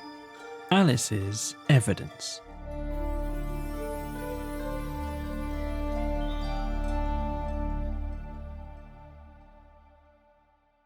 Here, cried Alice, quite forgetting in the flurry of the moment how large she had grown in the last few minutes. And she jumped up in such a hurry that she tripped over the jury box with the edge of her skirt, upsetting all the jurymen onto the heads of the crowd below. And there they lay, sprawling about, reminding her very much of a globe of goldfish she had accidentally upset the week before. Oh, I beg your pardon, she exclaimed in a tone of great dismay, and began picking them up again as quickly as she could, for the accident of the goldfish kept running in her head, and she had a vague sort of idea that they must be collected at once and put into the jury box, or they would die. "The trial cannot proceed," said the king in a very grave voice, "until all the jurymen are put back in their proper places. All," he repeated with great emphasis, looking hard at Alice as he said so.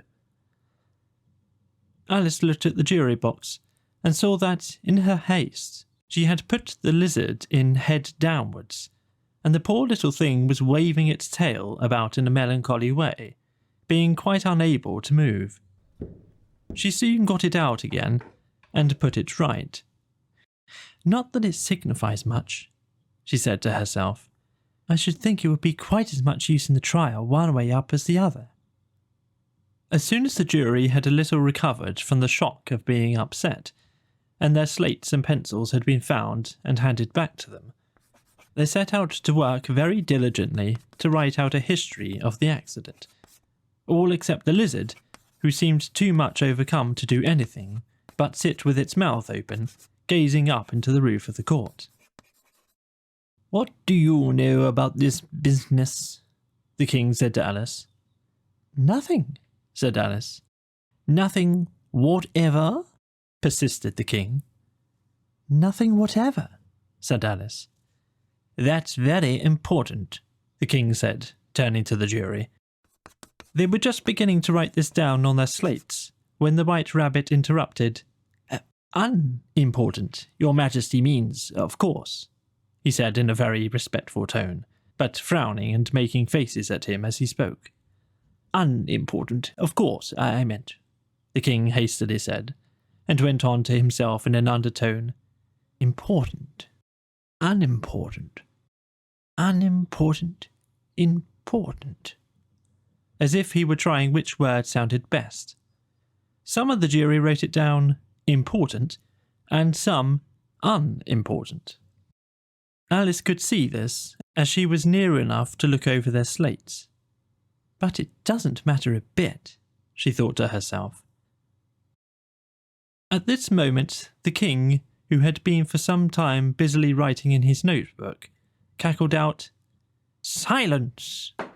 and read out from his book, "Rule 42, all persons more than a mile high to leave the court."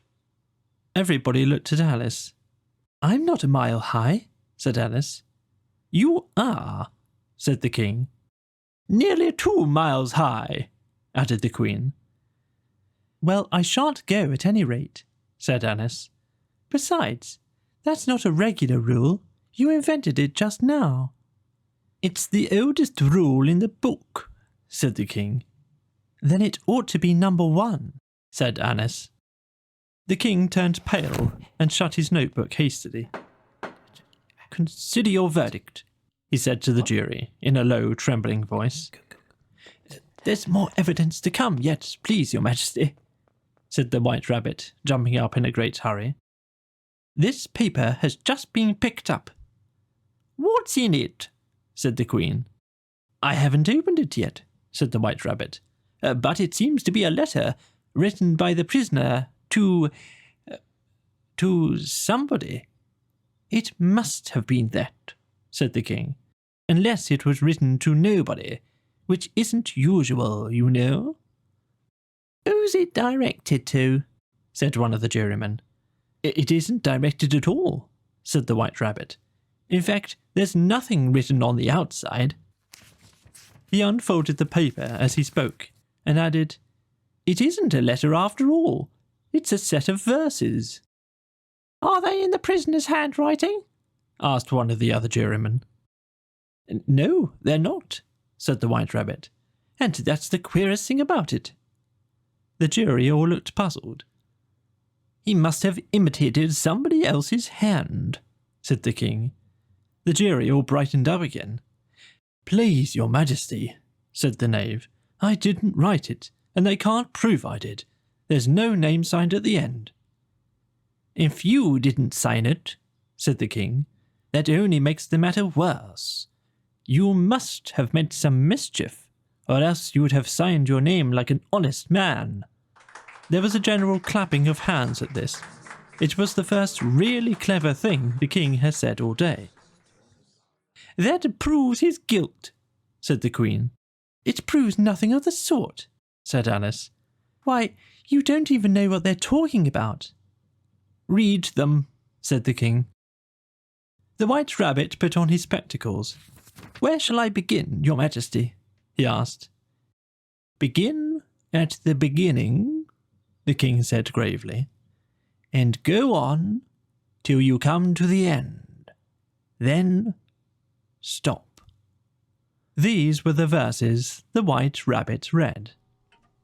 They told me you had been to her, and mentioned me to him. She gave me a good character, but said I could not swim. He sent them word I had not gone. We know it to be true. If she would push the matter on, what would become of you? I gave her 1, they gave him 2. You gave us 3 or more. They all returned from him to you, though they were mine before.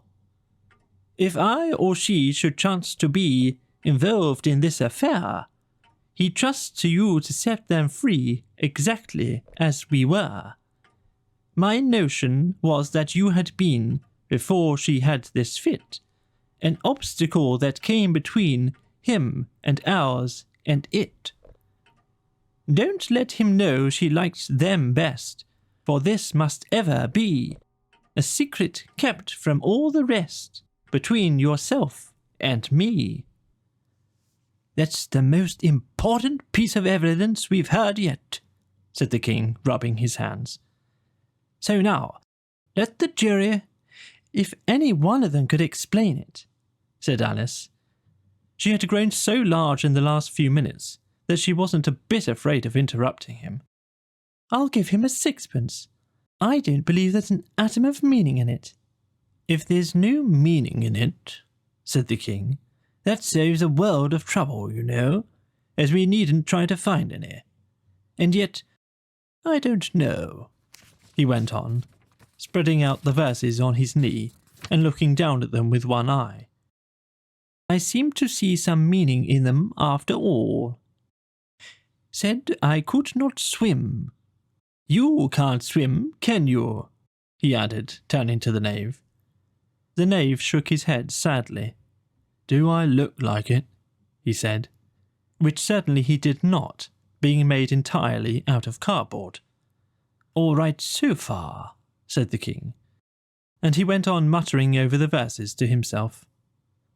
We know it to be true. That's the jury, of course. I gave her 1, they gave him 2. Why, that must be what he did with the tarts, you know.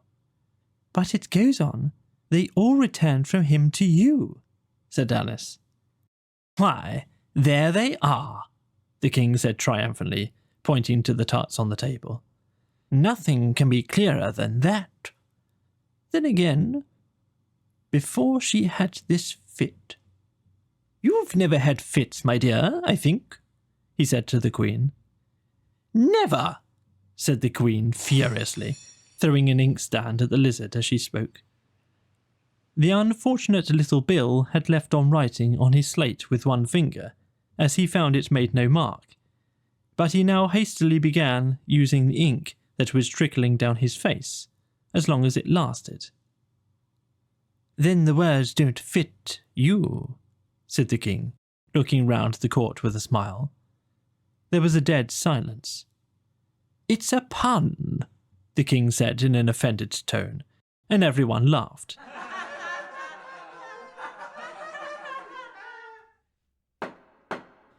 Let the jury consider their verdict, the King said, for about the 20th time that day. Stuff and nonsense, said Alice loudly. The idea of having the sentence first. Hold your tongue, said the Queen, turning purple. I won't, said Alice. Off with her head, the Queen shouted at the top of her voice. Nobody moved. Who cares for you, said Alice. She had grown to her full size by this time.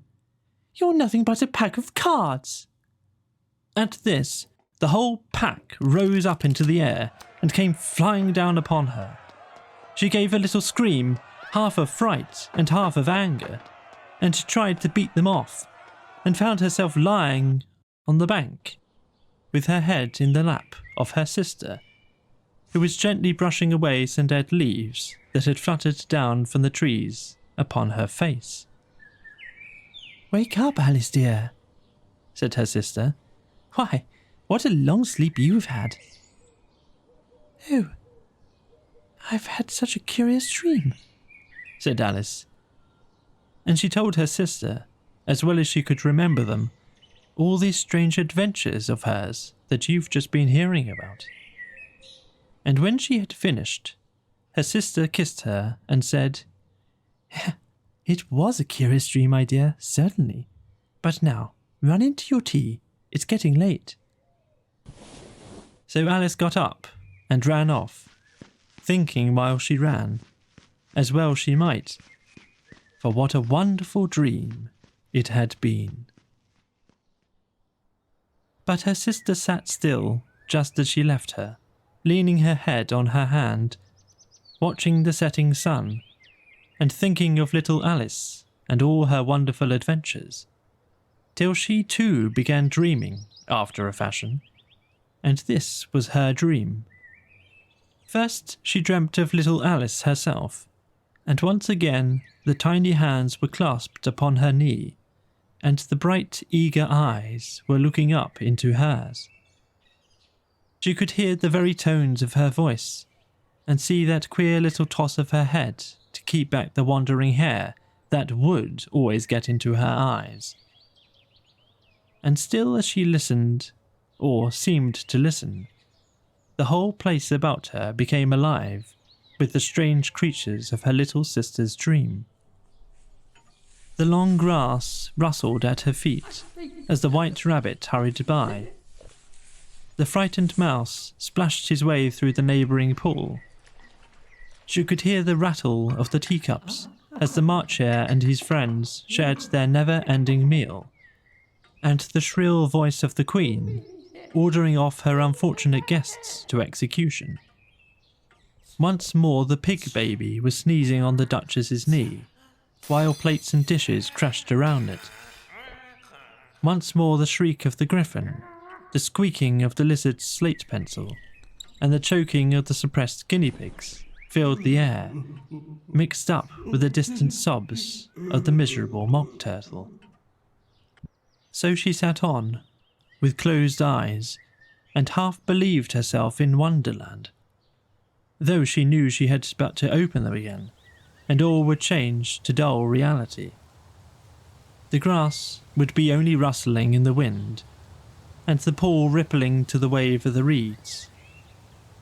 The rattling teacups would change to tinkling sheep bells, and the Queen's shrill cries to the voice of the shepherd boy, and the sneeze of the baby, the shriek of the griffin, and all other queer noises would change, she knew, to the confused clamour of the busy farmyard, while the lowing of the cattle in the distance would take the place of the mock turtle's heavy sobs.